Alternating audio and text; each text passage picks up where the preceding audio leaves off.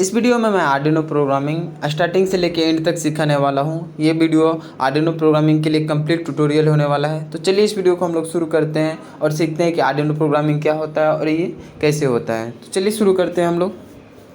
तो फ्रेंड्स, सबसे पहले हम लोग आर्डिनो बोर्ड का जो भी कंपोनेंट है, सारे कंपोनेंट के बारे में डिटेल में बात कर लेते हैं। पहले डिटेल में समझ लेते हैं कि कौन कौन से कंपोनेंट आर्डिनो बोर्ड में है और इसका क्या क्या यूज होता है। देन इसके बाद हम लोग चलेंगे इसके आईडी इंस्टॉलेशन पे और फिर देखेंगे इसमें प्रोग्रामिंग कैसे करते हैं। तो चलिए सबसे पहले समझते हैं कि कौन कौन से कंपोनेंट आर्डिनो बोर्ड में है और इसका क्या क्या यूज है।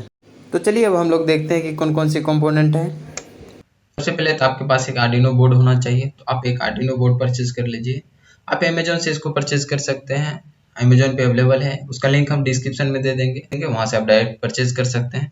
तो सबसे पहले आता है डिजिटल पिन। तो 14 डिजिटल पिन रहता है जो कि 0 से लेकर 13 तक रहता है। इस डिजिटल पिन का हम लोग क्या यूज करते हैं, जैसे कि डिजिटल डाटा के साथ हम लोग कम्युनिकेट करना चाहेंगे तो ये डिजिटल पिन का यूज करते हैं। इनपुट और आउटपुट के लिए हम लोग दोनों यूज करते हैं इसको। तो डिजिटल डाटा मतलब हो गया जैसे कि 0 1, जैसे कि आप किसी भी एलईडी बल्ब के साथ इसको कनेक्ट कीजिएगा तो एलईडी बल्ब को ऑन या फिर ऑफ करने के लिए हम लोग डिजिटल आउटपुट देंगे, जैसे कि ऑन या फिर ऑफ 0 1, इस तरह से हम लोग पास करेंगे। तो डिजिटल डाटा के साथ अगर हम लोग कम्युनिकेट करना चाहते हैं तो इसके लिए हम लोग डिजिटल पिन का यूज करते हैं। देन इसके बाद नेक्स्ट में आपको दिखेगा यहाँ पे एलईडी बल्ब। तो ये एलईडी बल्ब है, जब इसमें आप आर्डिनो को पावर दीजिएगा तो ये एलईडी बल्ब यहाँ पे ऑन हो जाएगा।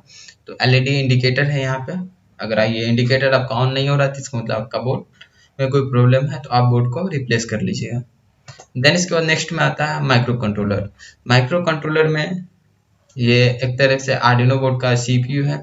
इसमें जो भी रैम रोम जो भी है या फिर चिप्स की तरह ये काम करता है। तो जो भी डाटा कम्युनिकेट होता है फिर स्टोर होता है तो इसी में स्टोर होता है, तो ये माइक्रो कंट्रोलर के अंदर में ही रहता है। इसका नेक्स्ट आता है एनालॉग पिन। जैसे कि हम लोग ऊपर में देखे डिजिटल पिन था, सेम उसी तरह से एनालॉग पिन होता है। तो ये एनालॉग पिन 6 है, इसमें 6 A0 से लेके A5 तक है। और एनालॉग इनपुट पिन का यूज हम लोग क्या करते हैं, एनालॉग डाटा से कम्युनिकेट करने के लिए। जैसे कि एनालॉग डाटा आप कोई और एनालॉग डाटा किसी और डिवाइस से कनेक्ट कीजिएगा एनालॉग सिग्नल के लिए, तो ये एनालॉग सिग्नल इनपुट के तौर पे लेगा। तो इसके लिए हम लोग क्या करेंगे, इस एनालॉग पिन का यूज करते हैं। देन इसके बाद आपको यहाँ पे मिलेगा पावर सप्लाई इनपुट और आउटपुट कंपोनेंट। जैसे कि आप लोग अगर PIR सेंसर या फिर कोई और भी सेंसर यूज कीजिएगा, जैसे कि टेम्परेचर सेंसर, तो उसको हम लोग को आउटपुट के रूप में पावर सप्लाई करना पड़ता है। तो पावर सप्लाई करने के लिए हम लोग आर्डिनो बोर्ड का यूज करते हैं। जैसे कि 5 वोल्ट पावर हम लोग को सप्लाई करना है तो इसके लिए यहाँ पे पिन है, या फिर 3.3 वोल्ट पावर सप्लाई करना है, इसके लिए यहाँ पे पावर सप्लाई बोर्ड है। यहाँ पे एक आपको ग्राउंड पिन भी दिखेगा। तो ग्राउंड पिन क्या है इसके बारे में हम लोग बात करेंगे जब प्रोग्रामिंग करने लगेंगे तब। तो ग्राउंड पिन के बारे में अभी रहने देते हैं, आगे हम लोग देख लेंगे। देन इसके बाद आपको यहाँ पे एक पावर पोर्ट आएगा। आर्डिनो यूनो जो है माइक्रो कंट्रोलर है, इसमें आप पावर देने के लिए पावर पोर्ट का यूज कर सकते हैं। जैसे कि आप बैटरी से डायरेक्ट इसको पावर दे सकते हैं। देन इसके बाद आता है आपको यहाँ पे वोल्टेज रेगुलेटर। वोल्टेज रेगुलेटर के साथ हम लोग कुछ नहीं करेंगे। इसका यूज ये होता है कि अगर आप पावर दे रहे हैं पावर पोर्ट के थ्रू, तो हो सकता है कि आपका बैटरी ज्यादा पावर का हो, वोल्टेज रेगुलेटर यहाँ पे मैनेज कर लेगा, इसको जितना पावर चाहिए उतना ही देगा। वोल्टेज रेगुलेटर का यही यूज है। देन यहाँ पे आ जाएगा आपको USB पोर्ट। इसमें आपको USB पोर्ट दिखेगा। USB पोर्ट का क्या यूज है, तो USB पोर्ट का यूज है हम लोग जैसे कि अपने लैपटॉप से अगर प्रोग्रामिंग हम लैपटॉप में करेंगे और इसको आर्डिनो बोर्ड में ट्रांसफर करना है, तो ट्रांसफर करने के लिए हम लोग USB पोर्ट का यूज करेंगे। तो कैसे करेंगे उसके बारे में तो हम लोग डिटेल में बात करेंगे। अभी आप लोग सिर्फ कंपोनेंट के बारे में देख लीजिए कि कैसे कैसे कंपोनेंट को हम लोग यूज करते हैं। उसका नेक्स्ट कंपोनेंट आता है आपको रीसेट बटन। तो रीसेट बटन का हम लोग कहाँ यूज करते हैं, तो रीसेट बटन का बहुत ही इंपॉर्टेंट यूज है आर्डिनो जब आप प्रोग्रामिंग कीजिएगा तो रीसेट बटन का हम लोग कहाँ यूज करते हैं। जैसे कि कोई भी प्रोग्राम आप आर्डिनो में लिखे, उम्मीद करते हैं आपको थोड़ा बहुत बेसिक नॉलेज प्रोग्रामिंग का होगा। तो जब हम प्रोग्रामिंग लिखते हैं, प्रोग्रामिंग को चला देते हैं, तो हो सकता है कि हमको जरूरत पड़े कि प्रोग्रामिंग को फिर से चलाने का। तो हम लैपटॉप में अगर प्रोग्रामिंग चलाते हैं तो उसको तो हम लोग फिर से ओपन कर सकते हैं, लेकिन अगर हम आर्डिनो बोर्ड में प्रोग्रामिंग डाल दिए और फिर से हमको रीस्टार्ट करना है प्रोग्राम को, तो उसके लिए हम लोग करते हैं रीसेट बटन दिया हुआ है इसमें।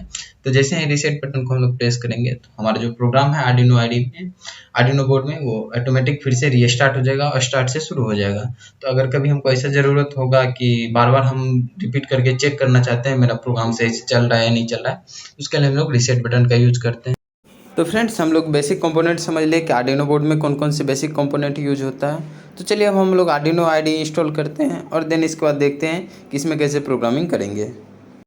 तो आर्डिनो आईडी को इंस्टॉल करने के लिए इसका सेटअप फाइल का ज़रूरत पड़ने वाला है। तो सबसे पहले तो उसको हम लोग डाउनलोड कर लेते हैं, देन देखेंगे इसका इंस्टॉलेशन प्रोसेस। तो आ जाएंगे अपने क्रोम ब्राउज़र में और यहाँ पे हम लोग सर्च करेंगे आर्डिनो आईडी डाउनलोड। जैसे इसको सर्च करेंगे बहुत सारा वेबसाइट आ जाएगा। इसका जो ऑफिशियल वेबसाइट है आपको ऊपर में शो हो रहा है, इस पर आप लोगों को क्लिक कर लेना है। तो चलिए हम भी क्लिक कर लेते हैं। जैसे इस पर क्लिक करेंगे तो हम लोग आ जाएंगे इसके ऑफिशियल वेबसाइट पे। तो यहाँ पे आप देख सकते हैं कि इसका जो लेटेस्ट वर्जन है 2.1.0 वो शो हो रहा है। तो यहाँ पे आप लोग को डाउनलोड करना है। तो आप अगर विंडोज यूज़ करते हैं तो सिंपल विंडोज पे क्लिक कर दीजिए। अदरवाइज अगर आप कुछ और इंस्टॉल करते हैं तो उस पर आप क्लिक करके इसको डाउनलोड कर सकते हैं, जैसे कि लाइनेक्स मैक आप जो भी ऑपरेटिंग सिस्टम यूज़ कर रहे हैं उस पर आपको क्लिक कर लेना है। तो हम विंडोज यूज कर रहे हैं तो इसमें हम विंडोज पे क्लिक कर देते हैं। जैसे इस पर क्लिक करेंगे तो यहाँ पे आपको एक पेमेंट का ऑप्शन आएगा। तो आप चाहे तो इसको सपोर्ट करने के लिए पेमेंट कर सकते हैं, लेकिन ऐसा कोई ज़रूरी नहीं है कि आप पेमेंट कीजिएगा तभी डाउनलोड कर पाइएगा। तो आप सिंपल जस्ट डाउनलोड पे क्लिक करके इसको डाउनलोड कर सकते हैं। जैसे इस पर क्लिक कीजिएगा तो आपका डाउनलोड स्टार्ट हो जाएगा। तो हम पहले ही इसको डाउनलोड कर लिए थे ताकि वीडियो लंबा नहीं हो। तो चलिए इसको कैंसिल करते हैं, चलते हैं अपने डाउनलोड फोल्डर में और देखते हैं इसका इंस्टॉलेशन प्रोसेस। तो ये रहा मेरा सेटअप फाइल। तो डबल क्लिक करके इसको रन कर लेते हैं हम लोग। तो गाइज इस प्लेलिस्ट में हम आर्डिनो प्रोग्रामिंग शुरू से लेकर लास्ट तक देखने वाले हैं। तो इसलिए आप प्लेलिस्ट को शुरू से एक्सेस कीजिए, आपको आर्डिनो प्रोग्रामिंग में कहीं भी कोई दिक्कत नहीं आने वाली है। तो चलिए मेरा सेटअप फाइल रन हो चुका है। तो टर्म एंड कंडीशन सामने है, तो इस एग्री पे क्लिक करके नेक्स्ट पे आ जाते हैं। तो देखिए यहाँ पे हमको ऑप्शन चूज किया करने के लिए है कि हम इसका एक्सेस किसको दें। तो आप चाहे तो ऑल यूजर्स भी दे सकते हैं अगर आप अपने सिस्टम में एक से ज़्यादा यूजर लगाए हुए हैं, या नहीं तो आप चाहे तो स्पेसिफिक यूजर को ही दे सकते हैं। तो मेरे में तो एक ही यूजर है, तो इसलिए हम इसी को सिलेक्ट करते हैं, नेक्स्ट पे क्लिक कर देते हैं। देन यहाँ से पाथ सेलेक्ट करना है आपको कि कहाँ पे इसको इंस्टॉल करना है। बाय डिफॉल्ट ये सी ड्राइव में इंस्टॉल होता है, तो बाय डिफॉल्ट हम यही रहने देते हैं। आप चाहे तो इसको चेंज कर सकते हैं ब्राउज पे क्लिक करके। इंस्टॉल बटन पे क्लिक कर देते हैं। जैसे इंस्टॉल पे क्लिक कीजिएगा तो आपका इंस्टॉलेशन स्टार्ट हो जाएगा। तो वेट कर लिए कुछ देर जब तक कि आपका ये कंप्लीट नहीं हो जाता है। जैसे इंस्टॉलेशन कंप्लीट हो जाएगा इसके बाद हम लोग देखेंगे कि इसमें आर्डिनो का प्रोग्राम कैसे रन करते हैं। तो एक एक करके हम आर्डिनो से रिलेटेड जो भी वीडियो है इस प्लेलिस्ट में हम ऐड करते जा रहे हैं। तो आप हमारे चैनल को सब्सक्राइब करके बेल आइकन को प्रेस कर दीजिए ताकि हम नेक्स्ट वीडियो जब बनाएं तो उसका नोटिफिकेशन आपको मिल जाए। थोड़ा देर हम लोग वेट कर लेते हैं जब तक कि ये कंप्लीट नहीं हो जाता है।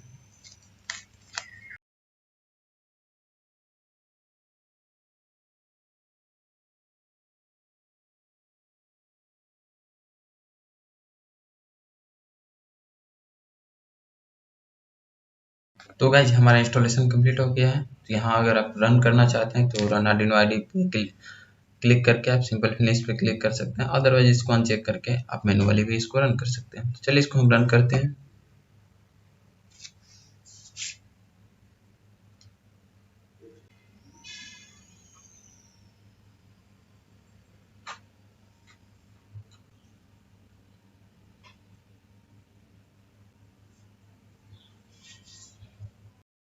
तो गाइज हम लोग का आर्डिनो आईडी इंस्टॉल हो चुका है। तो अब हम लोग सबसे पहले तो प्रोग्रामिंग सीख लेते हैं, देन इसके बाद देखेंगे कि आर्डिनो में प्रोग्रामिंग करते कैसे हैं। तो जो भी बेसिक इंपॉर्टेंट चीज़ है प्रोग्रामिंग में उसको हम लोग पहले समझ लेते हैं। तो चलिए देखते हैं हम लोग प्रोग्रामिंग पार्ट।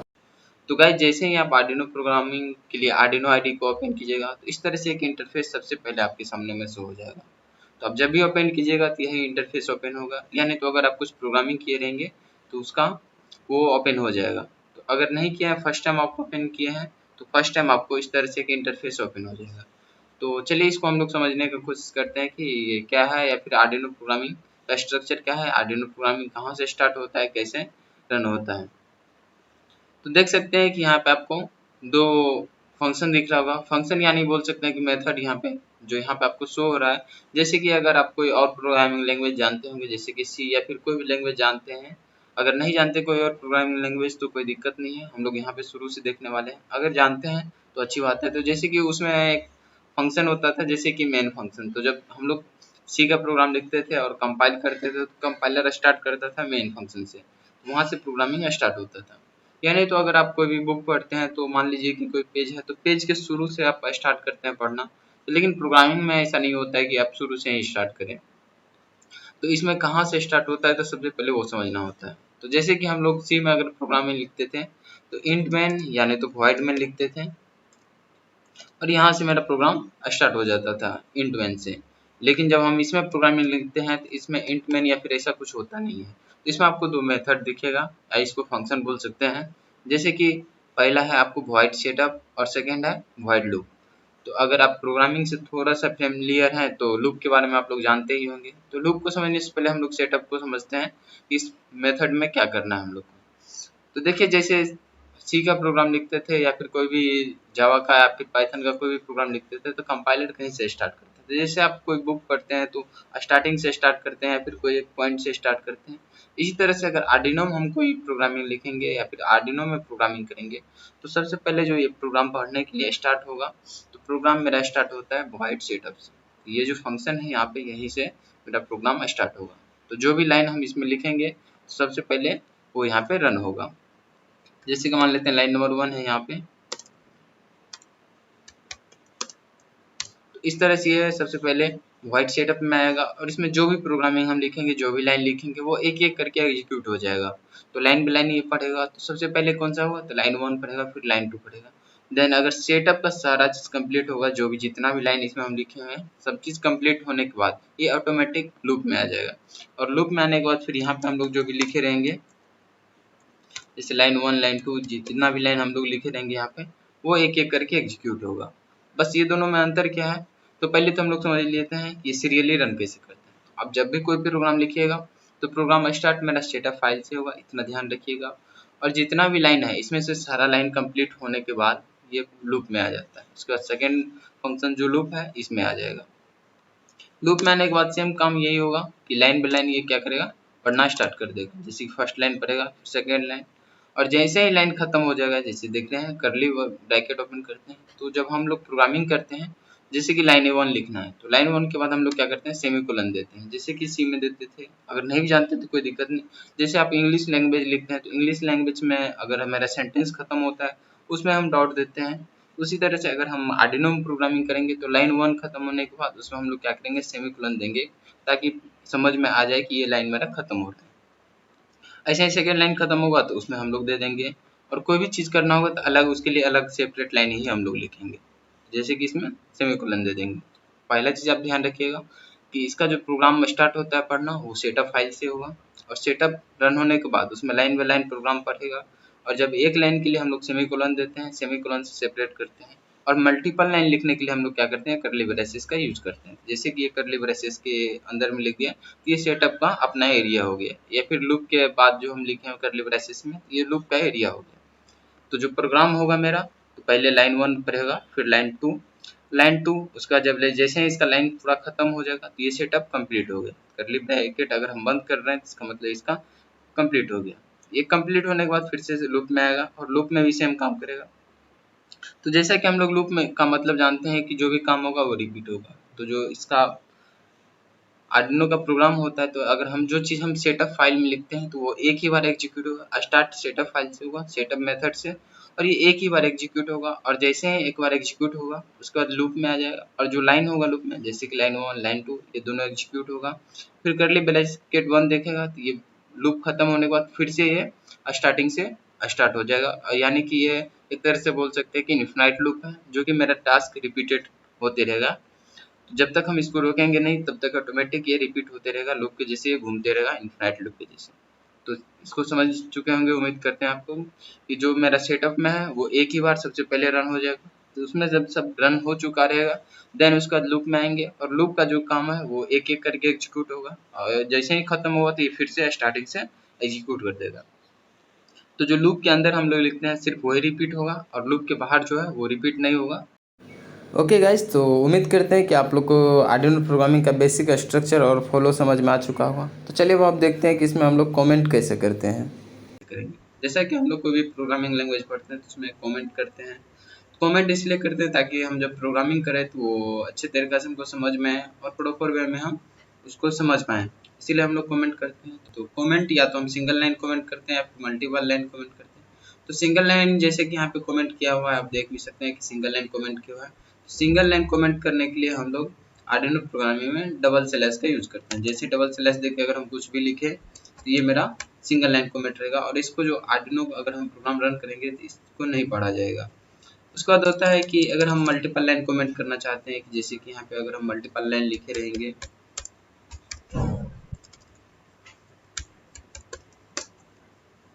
तो अगर हम मल्टीपल लाइन कमेंट करना चाहते हैं तो उसको कैसे करेंगे।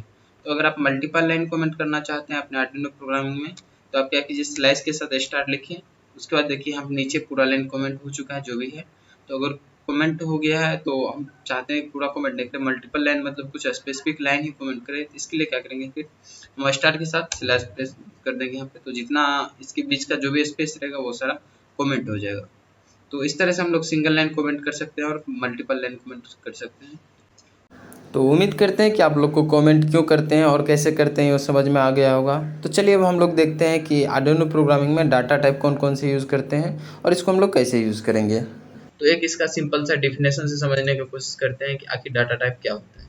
जैसा कि आपको नाम से ही सजेस्ट हो रहा है कि डाटा टाइप क्या काम करेगा, किसी भी डाटा का टाइप बताएगा। तो वही हम यहाँ पे डिफिनेशन में लिखे हैं कि data type are use to identify the type of data. ये क्या करेगा मेरा कि हम कौन से टाइप का डाटा यूज कर रहे हैं उसके टाइप को बताएगा।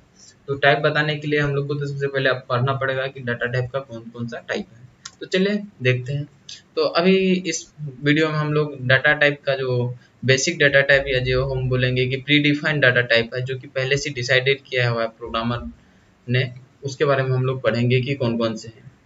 डाटा टाइप बेसिकली होता है आपको user defined data type, pre defined data type, derive data type. तो लेकिन आज की इस वीडियो में हम लोग देखेंगे जो भी डाटा टाइप है, तो जो प्री डिफाइंड डाटा टाइप है जिसको हम लोग बेसिक डाटा टाइप बोलते हैं, वो कौन कौन सा है।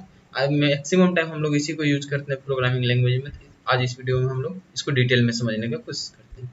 तो जो बेसिक डाटा टाइप है या फिर डाटा टाइप है, उसको हम लोग पहले दो भागों में डिवाइड कर दिए हैं।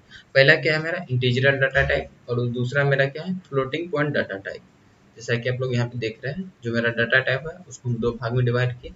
पहला मेरा इंटीजरल डाटा टाइप और सेकेंड मेरा क्या है फ्लोटिंग पॉइंट डाटा टाइप।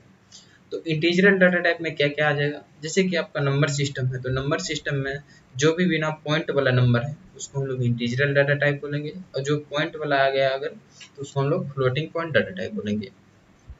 जैसे कि हम लोग अगर 1 लिख दिए तो 1 मेरा किस में आ जाएगा इंटीजरल डाटा टाइप में, और अगर इसमें हम 1 पॉइंट, उसके बाद अगर हम कुछ और लिख दिए जैसे कि 1.5 लिख दिए, तो ये मेरा कौन चीज़ में आ जाएगा, ये आ जाएगा आपको फ्लोटिंग पॉइंट में। जैसे ही हम अगर पॉइंट का यूज करेंगे कोई भी नंबर लिखेंगे तो उसको हम लोग फ्लोटिंग पॉइंट डाटा टाइप बोलेंगे।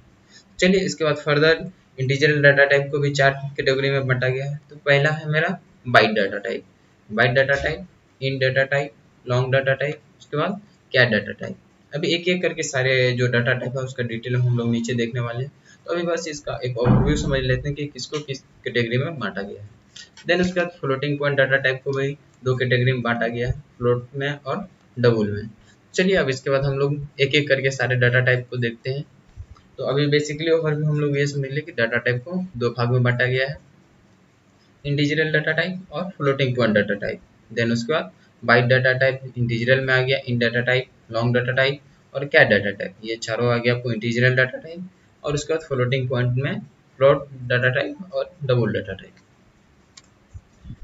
तो अभी हम लोग पहले एक और डाटा टाइप होता है जो वॉइड डाटा टाइप के नाम से जाना जाता है। अब जब प्रोग्रामिंग यूज कीजिएगा तो उसमें void data type maximum time आपको यूज होगा जब भी आप फंक्शन के बारे में पढ़िएगा, फिर फंक्शन डिक्लेयर कीजिएगा, तो उसमें बहुत सारा टाइम आपको वॉइड लिखा हुआ मिलेगा। तो वॉइड भी क्या है, एक डाटा टाइप ही है। तो चलिए एक लाइन इसका डिफिनेशन है तो इसको हम लोग समझते हैं पहले। The void data type specify the empty set of value.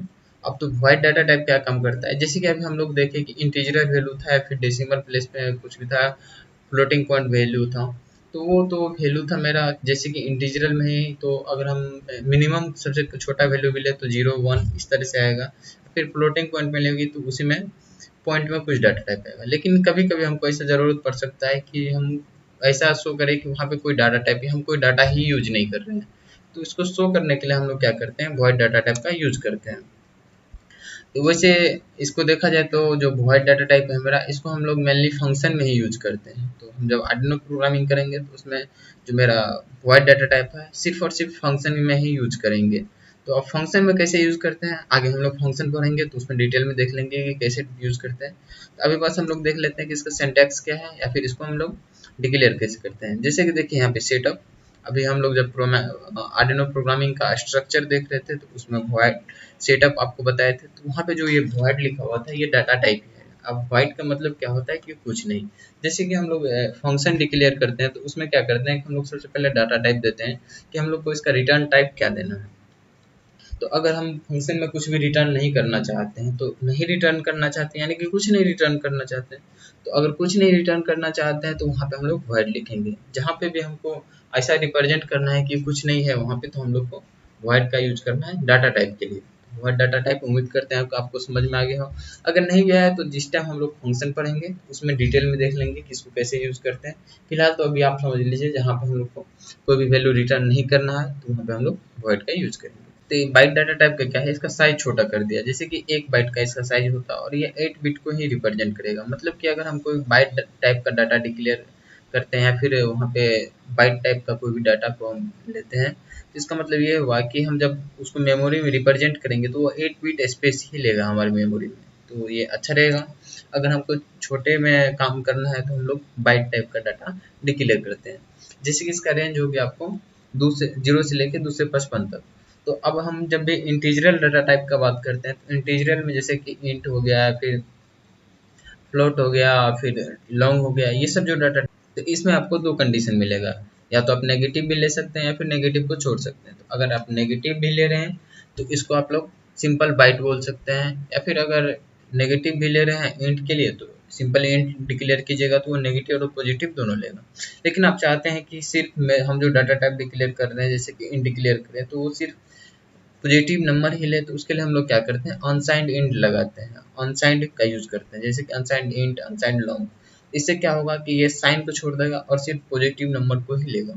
तो वो हम लोग देख लेते हैं आगे। तो अभी हम लोग क्या करते हैं डायरेक्ट इसी को पढ़ते हैं, क्योंकि जो अनसाइंड डाटा टाइप में है उसमें कुछ खास नहीं रहता, बस माइनस वाले नंबर को हम लोग छोड़ देते हैं और जितना माइनस वाला नंबर रहता है उसको छोड़ के हम पॉजिटिव में उतना नंबर ऐड करके आगे तक का इसका रेंज बढ़ जाता है। बस सिंपल उतना ही बात रहता है। तो चलिए बाइट डाटा टाइप को हम लोग समझते हैं। तो बाइट डाटा टाइप का साइज हम कितना होता है 1 बाइट होता है और इसको 8 बिट में रिप्रेजेंट करेंगे। तो देन इसका सिंटैक्स कैसा होता है कि हम बाइट टाइप का जो डाटा है उसको कैसे डिक्लेयर करेंगे, तो उसके आगे क्या लिखेंगे। जैसे कि हम लोग जानते हैं कि डाटा टाइप को डिक्लेयर करने के लिए क्या करते हैं, पहले तो डाटा टाइप का नाम लिखते हैं। जैसे कि बाइट है तो बाइट लिखेंगे हम लोग यहाँ पे।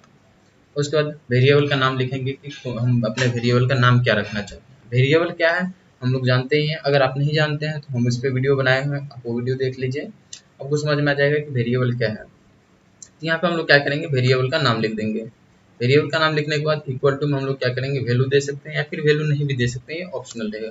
जैसे कि एग्जांपल में हम लोग समझते हैं, जैसे कि अगर आपको 8 टाइप का एक डाटा डिक्लेयर करना है, ये क्या हो गया आपको वेरिएबल का नेम हो गया। तो आगे में बाइट लिखेंगे और ए दे देंगे, उसके बाद सेमीकोलन से एंड कर देंगे इस लाइन को। और सेकेंड लाइन में फिर से क्या किया बाइट लिखें, byte B equal to 3, B में हम लोग को अगर 3 असाइन करना है तो साथ ही साथ में हम असाइन भी कर सकते हैं। इस तरह से मेरा बाइट डाटा टाइप कंप्लीट हुआ। चलिए इसका नेक्स्ट डाटा टाइप आता है हम लोग का इन डाटा टाइप। तो चलिए अब इन डाटा टाइप को समझते हैं। तो इसका जो साइज है 2 बाइट है, तो 2 बाइट यानी कि 16 बिट। तो अब 16 बिट डाटा टाइप है, तो अगर हम कोई भी नंबर को रिप्रेजेंट करेंगे 16 बिट में बाइनरी नंबर सिस्टम में, तो इसका रेंज कहाँ से कहाँ तक चला जाएगा -32,768 से 32,767 तक। तो इसी को हम लोग पावर में लिखेंगे तो 2 के पावर 15 से लेके 2 के पावर 15 -1 तक जाएगा। अगर इसी को हम अनसाइंड इंट बोल देंगे तो ये दोनों को ऐड कर देंगे तो 0 से लेके 65,536 तक इसका रेंज चला जाएगा। तो इस तरह से हम लोग इंटीजर डाटा टाइप का रेंज डिसाइड करते हैं। और ये रेंज किस तरह से डिसाइड होता है, तो ये इसके साइज के अकॉर्डिंग डिसाइड होता है। तो चलिए अब इसका सिंटैक्स देखते हैं। तो जैसे कि हम लोग बाइट का सिंटैक्स देखे कि पहले बाइट लिखते थे, तो अब अगर हम पहले इंट लिख देंगे तो ये हो गया इंटीजरल डाटा टाइप। देन इसके बाद देखिए इसको भी हम लोग सेम तरीका से रिप्रेजेंट कर सकते हैं। जैसे यहाँ पे बाइट लिख देते थे तो वहाँ पे अब हम लोग इंट लिखेंगे और इंट में हम फिर से वैल्यू को असाइन कर देंगे। तो ये हो गया मेरा इंटीजरल डाटा टाइप। इसके बाद हम लोग देखते हैं लॉन्ग डाटा टाइप। तो जैसा कि हम लोग बताएं कि बाइट सबसे छोटा डाटा टाइप हो गया, उसके बाद अगर हम और ज़्यादा बड़ा वैल्यू का जरूरत पड़ा तो इंटीजर डाटा टाइप डिफाइन करते हैं, जिसका रेंज देख ही लिया आप लोग 32,767 से 32,868 तक था। इसके बाद लॉन्ग डाटा टाइप, इसका जो साइज है इसको हम लोग फिर से डबल कर दीजिए। इसका साइज कितना है, 4 बाइट, या फिर कंपाइलर के अनुसार होता है, कहीं कहीं पे ये 8 बाइट भी हो जाता है। तो इसमें हम लोग जो आर्डिनो प्रोग्रामिंग करते हैं इसमें इसका 4 बाइट फिक्स है। तो 4 बाइट इसका साइज है, तो इसका रेंज कहाँ से हो जाएगा, आप रेंज यहाँ पे देख सकते हैं जितना है। चलिए तो अब इसको डिक्लेयर कैसे करेंगे, तो लॉन्ग लिखेंगे आगे में, देन वेरिएबल में, और वैल्यू को असाइन करना होगा तो कर सकते हैं, अदरवाइज नहीं भी कर सकते हैं। तो अब एग्जाम्पल देख लेते हैं। जैसे कि हम पीछे देखें कि बाइट को जैसे डिक्लेयर कर रहे थे, इंट को जैसे डिक्लेयर कर रहे थे, सेम तरीका से हम लोग लॉन्ग को भी डिक्लेयर करेंगे। इसके बाद नेक्स्ट डाटा टाइप मेरा आता है कैर। इंटीजरल डाटा टाइप में हम लोग का क्या आया, कैर।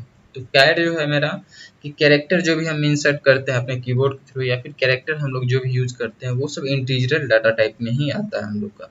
तो इसलिए हम लोग कैर डाटा टाइप को इंटीजरल डाटा टाइप में ही कंसीडर करते हैं। तो कैर डाटा टाइप का साइज क्या रहेगा मेरा, 1 बाइट यानी कि 8 bit. Integer data type define करते हैं तो सेम तरीका है, आप कैर लिखिए, फिर वेरिएबल का नाम दीजिए, और वैल्यू कुछ असाइन करना है तो वैल्यू असाइन कीजिए, अदरवाइज आप इग्नोर भी कर सकते हैं इसको।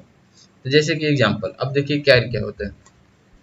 ये कैरेक्टर डाटा टाइप के लिए हम लोग कैर एक डाटा टाइप है, इसका यूज करेंगे, और इसको हम चाहे तो वैल्यू असाइन कर सकते हैं, अदरवाइज वैल्यू यहाँ असाइन नहीं कर रहे हैं। तो अब फिर से देखें, कैर का एक हम डी टाइप बनाए, उसमें हम सी कैरेक्टर यूज किए। कैरेक्टर को अगर हम स्टोर करना चाहते हैं तो उसके लिए हम लोग कैर डाटा टाइप का यूज करते हैं। तो कैर डाटा टाइप को हम लोग अगर डिक्लेयर करना चाहते हैं तो कैर लिखेंगे, डी लिखेंगे, इक्वल टू अगर कोई वैल्यू असाइन करना चाहते हैं सिंगल कोटेड के अंदर में लिखते हैं, तो वो हमारा एज ए कैर कंसीडर होता है। उसके बाद देखिए यहाँ पे कैर 60 लिखा हुआ है, तो इसको भी हम अगर 60 भी लिखें तो ये भी एज ए कैरेक्टर ही डिनोट होगा। और 60 का वैल्यू क्या है, तो ये हम लोग देख लेते हैं आस्की टेबल में। 60 यहाँ पे देख सकते हैं कि 60 का वैल्यू क्या है, तो 60 का जो वैल्यू है मेरा लेस देन इक्वल टू है, तो ये मेरा less than equal to store करेगा। जैसे कि 65 देते हैं तो ये ए स्टोर करता है मेरा, कैपिटल ए। तो जो आस्की टेबल है मेरा, आस्की कैरेक्टर के थ्रू हम लोग स्टोर करते हैं कैरेक्टर डाटा टाइप में, तो आस्की टेबल यूज करता है। जैसे कि हम लोग यहाँ पे अभी देख रहे थे 60, यहाँ पे अगर हम 65 दे देते हैं तो यहाँ पे कैपिटल ए मेरा यहाँ पे स्टोर कर लेता। अगर कुछ और देते हैं जैसे 66 देते हैं तो कैपिटल बी स्टोर करता। तो जो हम अगर यहाँ पे जैसे कि सी दिए हुए हैं, स्मॉल सी दिए हैं, तो स्मॉल सी का जो भी मेरा आस्की की वैल्यू है उसी को वहाँ पे स्टोर होगा। चलिए स्मॉल सी का देख लेते हैं। जैसे स्मॉल सी का मेरा क्या है, डेसिमल प्लेस 99, तो 99 इसमें स्टोर होगा। अगर इसको हम प्रिंट करना चाहें तो मेरा 99 भी स्टोर किया रहेगा। तो सबसे पहला मेरा फ्लोटिंग पॉइंट डाटा टाइप में फ्लोट डाटा टाइप है। तो फ्लोट डाटा टाइप का जो साइज है 4 बाइट का होता है। तो सब जैसा कि साइज के अनुसार ही उसका रेंज फिक्स होता है। तो चलिए इसका रेंज देख लेते हैं हम लोग। देन इसके बाद इसको हम लोग डिक्लेयर कैसे करेंगे, तो ये डिक्लेयर करने के लिए हम लोग क्या करेंगे, जैसे कि और सब डाटा टाइप में भी करते थे, इंटीजर था तो इंट लिखते थे, फ्लोट है तो यहाँ पे फ्लोट लिखेंगे, देन वेरिएबल का नेम लिखेंगे, और जो भी वैल्यू असाइन करना है तो हम कर सकते हैं, अदरवाइज इसको स्किप भी कर सकते हैं। तो चलिए एक एग्जांपल लेके हम लोग समझ लेते हैं। तो जैसा कि और सब डाटा टाइप में हम लोग क्या करते थे, जैसे कि इंट था तो इंट लिखते थे, कैर था तो कैर लिखते थे, बाइट था तो बाइट लिखते थे। तो सेम उसी तरीका से अगर हम फ्लोट डाटा टाइप को भी डिक्लेयर करना चाहेंगे तो फ्लोट लिखेंगे, और उसका जो वेरिएबल का नेम जो रखना चाहेंगे हम अपने मन से रख देंगे, और अगर वैल्यू असाइन करना चाहेंगे तो यहाँ पे असाइन कर सकते हैं, अदरवाइज कोई ज़रूरी नहीं है कि असाइन करें ही हम, हमारी मर्जी, हम बाद में भी असाइन कर सकते हैं। सेकेंड एग्जांपल में हम लोग क्या किए, बी टाइप का एक डाटा टाइप डिक्लेयर किए। तो जैसा कि देख सकते हैं इंटीजर डाटा टाइप में हम बिना पॉइंट वाला डाटा टाइप डिक्लेयर करते थे, और इसमें पॉइंट वाला डाटा टाइप हम लोग डिक्लेयर करते हैं। इसके बाद सेम होता है डबल। तो अब जैसे कि इसमें और फ्लोट और डबल में बस इसी चीज़ का डिफरेंस है। जैसे कि इंट डाटा टाइप और लॉन्ग में क्या चीज़ का डिफरेंस था, तो इसके रेंज का, क्योंकि वो कम साइज में कम रेंज में था इंट, और लॉन्ग ज़्यादा में था। तो सेम उसी तरह से फ्लोट डाटा टाइप अगर हम यूज़ करेंगे तो इसका रेंज कम रहता है और इसका साइज भी कम रहता है। और यहीं डबल डाटा टाइप यूज़ करेंगे तो इसका साइज ज़्यादा रहेगा और इसका रेंज भी ज़्यादा रहेगा। जैसे कि इसका 8 बाइट साइज हो गया, तो इसका भी सिंटैक्स सेम ही रहेगा। जैसे कि हम लोग फ्लोट का भी डिक्लेयर कर रहे थे तो फ्लोट लिख रहे थे, डबल करेंगे तो डबल लिखेंगे, उसका वेरिएबल का नाम लिख देंगे, और फिर वैल्यू असाइन कर सकते हैं, अदरवाइज नहीं भी कर सकते हैं। तो चलिए एक एग्जांपल लेके समझते हैं कि सेम अगर ए टाइप का हमको डबल डिक्लेयर करना है तो डबल टाइप का वेरिएबल डिक्लेयर करने के लिए डबल ए लिखेंगे, और फिर डी टाइप का डी नाम से हम कोई वेरिएबल डिक्लेयर करना चाहते हैं जिसमें कि हम वैल्यू असाइन भी करना चाहते हैं, तो डबल लिखेंगे डी इक्वल टू 3 पॉइंट, जो भी हम वैल्यू लिखना चाहते हैं वहाँ पे असाइन कर सकते हैं। तो गाइज उम्मीद करते हैं कि आप लोगों को डाटा टाइप समझ में आ गया होगा कि डाटा टाइप क्या होता है और इसको कैसे यूज़ करते हैं। तो गाइज अब हम लोग नेक्स्ट टॉपिक पे चलते हैं। तो नेक्स्ट टॉपिक है हम लोग का कंट्रोल स्टेटमेंट। तो हम लोग समझते हैं कि कंट्रोल स्टेटमेंट क्या होता है और इसको कैसे यूज़ करते हैं आर्डिनो प्रोग्रामिंग में। तो चलिए शुरू करते हैं। तो कंट्रोल स्टेटमेंट क्या होता है कि प्रोग्रामिंग जब हम लोग करते हैं, आर्डिनो में प्रोग्रामिंग करते हैं, तो कोई भी प्रोग्रामिंग करते हैं तो उसमें क्या होता है, एक फॉलो होता है कंट्रोल का। जैसे कि हम लोग आर्डिनो प्रोग्रामिंग में देखें कि जो मेरा प्रोग्राम है उस स्टार्टिंग से शुरू होता है और लास्ट तक चलता है और लाइन बाय लाइन कोड को एग्जीक्यूट करता है। तो कभी कभी हम लोग को क्या ज़रूरत पड़ जाता है कि एक पार्टिकुलर कोड को बार बार एग्जीक्यूट करने का या फिर कंडीशन के साथ कोई भी कोड को एग्जीक्यूट करने का। तो ये सब चीज़ हम लोग कहाँ पढ़ेंगे या फिर कैसे करेंगे, कंट्रोल स्टेटमेंट का हेल्प के लेके। तो चलिए समझते हैं कंट्रोल स्टेटमेंट को। तो कंट्रोल स्टेटमेंट को हम लोग दो पार्ट में डिवाइड किए हैं, एक तो डिसीजन कंट्रोल स्टेटमेंट और सेकेंड मेरा इटरेशन कंट्रोल स्टेटमेंट। इसी को हम लोग लूप स्टेटमेंट भी बोलते हैं। तो डिसीजन कंट्रोल स्टेटमेंट क्या होगा गाइस, कि डिसीजन जब हम लेंगे या फिर कोई भी डिसीजन लेते हैं, रियल लाइफ में भी हम बहुत सारा काम डिसीजन लेके करते हैं। तो डिसीजन से रिलेटेड जो भी स्टेटमेंट या फिर कंट्रोल करेंगे हम स्टेटमेंट को, उसको हम लोग डिसीजन कंट्रोल स्टेटमेंट में पढ़ेंगे। और जब हम लोग बार बार कोई भी लाइन को रिपीट करना है तो कैसे रिपीट कराएंगे उस लाइन को, ये सब चीज़ हम लोग कहाँ पढ़ेंगे, इटरेशन कंट्रोल स्टेटमेंट। इसी का क्या नाम है दूसरा, लूप स्टेटमेंट। तो अब डिसीजन कंट्रोल स्टेटमेंट में हम लोग दो चीज़ के बारे में पढ़ते हैं, एक तो इफ स्टेटमेंट का यूज करते हैं और सेकंड मेरा है स्विच स्टेटमेंट। इसके बाद इटरेशन कंट्रोल स्टेटमेंट या फिर लूप स्टेटमेंट में हम लोग दो लूप के बारे में पढ़ेंगे, एक फॉर लूप और एक व्हाइल लूप। तो चलिए फ्रेंड्स अब हम लोग इफ स्टेटमेंट को समझते हैं। तो गाइस इफ स्टेटमेंट क्या होता है कि कोई भी कंडीशन हमको चेक करना होता है अगर प्रोग्रामिंग में, तो उसमें हम लोग इफ स्टेटमेंट का यूज़ करते हैं। जैसे कि हम लोग एक रियल लाइफ एग्जांपल लेते हैं कि कंडीशन हम लोग कैसे चेक करते हैं। मान लेते हैं कि मुझे किसी भी कॉलेज में एक एडमिशन लेना है, तो उस कॉलेज में अगर मुझे एडमिशन लेना है तो उसके लिए हम लोग को क्या करना होता है कि इंट्रेंस एग्जाम देना होता है। मान लेते हैं कि इस कॉलेज में मुझे एडमिशन लेना हो, इसके लिए मुझे इंट्रेंस एग्जाम देना है। तो इंट्रेंस एग्जाम पे डिपेंड करेगा कि हम उस कॉलेज में एडमिशन ले पाएंगे या फिर नहीं ले पाएंगे। तो ये कैसे डिपेंड करेगा, तो इंट्रेंस एग्जाम में अगर हम पास हो जाएंगे तो उस कॉलेज में मेरा एडमिशन हो जाएगा, अगर हम पास नहीं होंगे तो उसमें मेरा एडमिशन नहीं होगा। तो ये जो पास होना या फिर नहीं होना, ये क्या है, मेरा एक कंडीशन है। तो इस कंडीशन पे जो मेरा आगे का जो स्टेटमेंट था वो डिपेंड करता है। तो इसी को हम लोग क्या करते हैं, इफ स्टेटमेंट के थ्रू हम लोग प्रोग्रामिंग में करते हैं। तो कभी कभी हम लोग को ज़रूरत पड़ जाता है कि इफ स्टेटमेंट का यूज़ करने का, यानी कि प्रोग्रामिंग में भी कभी कभी हमको ऐसा ज़रूरत पड़ जाता है कि जो पार्टिकुलर कोई लाइन है वो कंडीशन सेटिस्फाइड होगा फिर ही उसके बाद ही एग्जीक्यूट होगा, या फिर अगर कंडीशन सेटिस्फाइड नहीं होगा तो वो एग्जीक्यूट नहीं होगा। तो इस तरह का अगर हम लोग को कंडीशन यूज करना है अपने प्रोग्रामिंग में, तो उसमें हम लोग क्या करते हैं, इफ स्टेटमेंट का यूज करते हैं। तो चलिए इसको हम एक फॉलो चार्ट के थ्रू समझते हैं। तो जैसे कि हम लोग समझ लिए अभी तक कि जो मेरा प्रोग्राम का फ्लो है ऊपर से लेकर नीचे तक अब चल रहा था। तो जैसे कि प्रोग्राम का फ्लो ऊपर से नीचे की तरफ आ रहा है, तो अब हम लोग यहाँ पे क्या करेंगे, एक कंडीशन लिख देंगे कि ये कंडीशन अगर सेटिस्फाइड होगा तो ये जो मेरा ब्लॉक है ये ब्लॉक एग्जीक्यूट करेगा, अगर सेटिस्फाइड होगा यानी कि ट्रू है तो ये एग्जीक्यूट करेगा, अगर कंडीशन फॉल्स हो गया तो ये एग्जीक्यूट नहीं करेगा और डायरेक्ट ये क्या करेगा, आगे से साइड से निकल के आगे में मिल जाएगा, यानी कि इस ब्लॉक को स्किप कर देगा। इस तरह से मेरा इफ स्टेटमेंट काम करता है। तो चलिए एक एग्जांपल के थ्रू समझते हैं। हम लोग क्या करेंगे, जहाँ पे भी हम लोग को कंडीशन लिखना है, जैसे कि हम लोग यहाँ पे इस लाइन में कंडीशन लिखना था अभी, तो हम लोग क्या करेंगे, कंडीशन अगर लिखना था तो यहाँ पे हम लोग को क्या करना था, कंडीशन लिखना था। तो कंडीशन लिखने के लिए हम लोग क्या करेंगे, इफ स्टेटमेंट का यूज करेंगे। तो कंडीशन कैसे लिखते हैं, तो लिखेंगे इफ, और इफ के अंदर में जो भी कंडीशन हम लोग लिखेंगे तो वो कंडीशन यहाँ पे लिख सकते हैं। जैसे कि कंडीशन हम लोग कैसे लिखते हैं, 10 इज ग्रेटर देन 8 और नॉट। तो अगर ग्रेटर देन रहेगा तो ये ट्रू हो जाएगा और फॉल्स रहेगा तो आगे हम लोग एग्जीक्यूट करेंगे। या फिर जो हम लोग अभी एग्जाम का लिए हुए थे एग्जाम्पल, उसको भी समझ सकते हैं। अगर एंट्रेंस एग्जाम हम लोग पास कर रहे हैं तो ये मेरा जो ब्लॉक है ये एग्जीक्यूट करेगा, यानी कि मेरा एडमिशन हो जाएगा। अगर एंट्रेंस एग्जाम पास नहीं कर रहे हैं तो मेरा ये ब्लॉक एग्जीक्यूट नहीं होगा। इसका मतलब ये तो नहीं कि हम सब चीज़ छोड़ देंगे, तो मेरा जो काम रहेगा वो तो हम कंटिन्यू रखेंगे, बस ये जो पार्टिकुलर ब्लॉक है उसको स्किप करके हम आगे का काम को कंटिन्यू कर सकते हैं। इसी को हम लोग इफ स्टेटमेंट के थ्रू प्रोग्रामिंग में भी करते हैं। इफ स्टेटमेंट में क्या करेंगे, तो इफ लिखेंगे और इसके अंदर में हम लोग क्या करेंगे, कंडीशन लिख देंगे, जो भी कंडीशन हम लोग को लिखना था, फिर जो कंडीशन के थ्रू हम लोग चेक करना चाह रहे थे कि इस स्टेटमेंट को आगे कंटिन्यू करें या फिर नहीं करें। उसके बाद हम लोग क्या करेंगे, इस ब्रैकेट को ओपन कर लेंगे और इस ब्लॉक के अंदर जो भी हम स्टेटमेंट लिखेंगे, अगर कंडीशन सेटिस्फाइड होगा तो पूरा का पूरा ये स्टेटमेंट एग्जीक्यूट होगा। अगर ये ब्लॉक कंडीशन सेटिस्फाइड नहीं होगा तो ये जो है इफ का ब्लॉक यहाँ से हम लोग का एग्जिट करेगा और इसके आगे कंटिन्यू काम करना है ये स्टार्ट कर देगा। करते हैं कि आप लोग को इफ स्टेटमेंट समझ में आ गया होगा और कैसे यूज करते हैं ये भी समझ में आ गया होगा।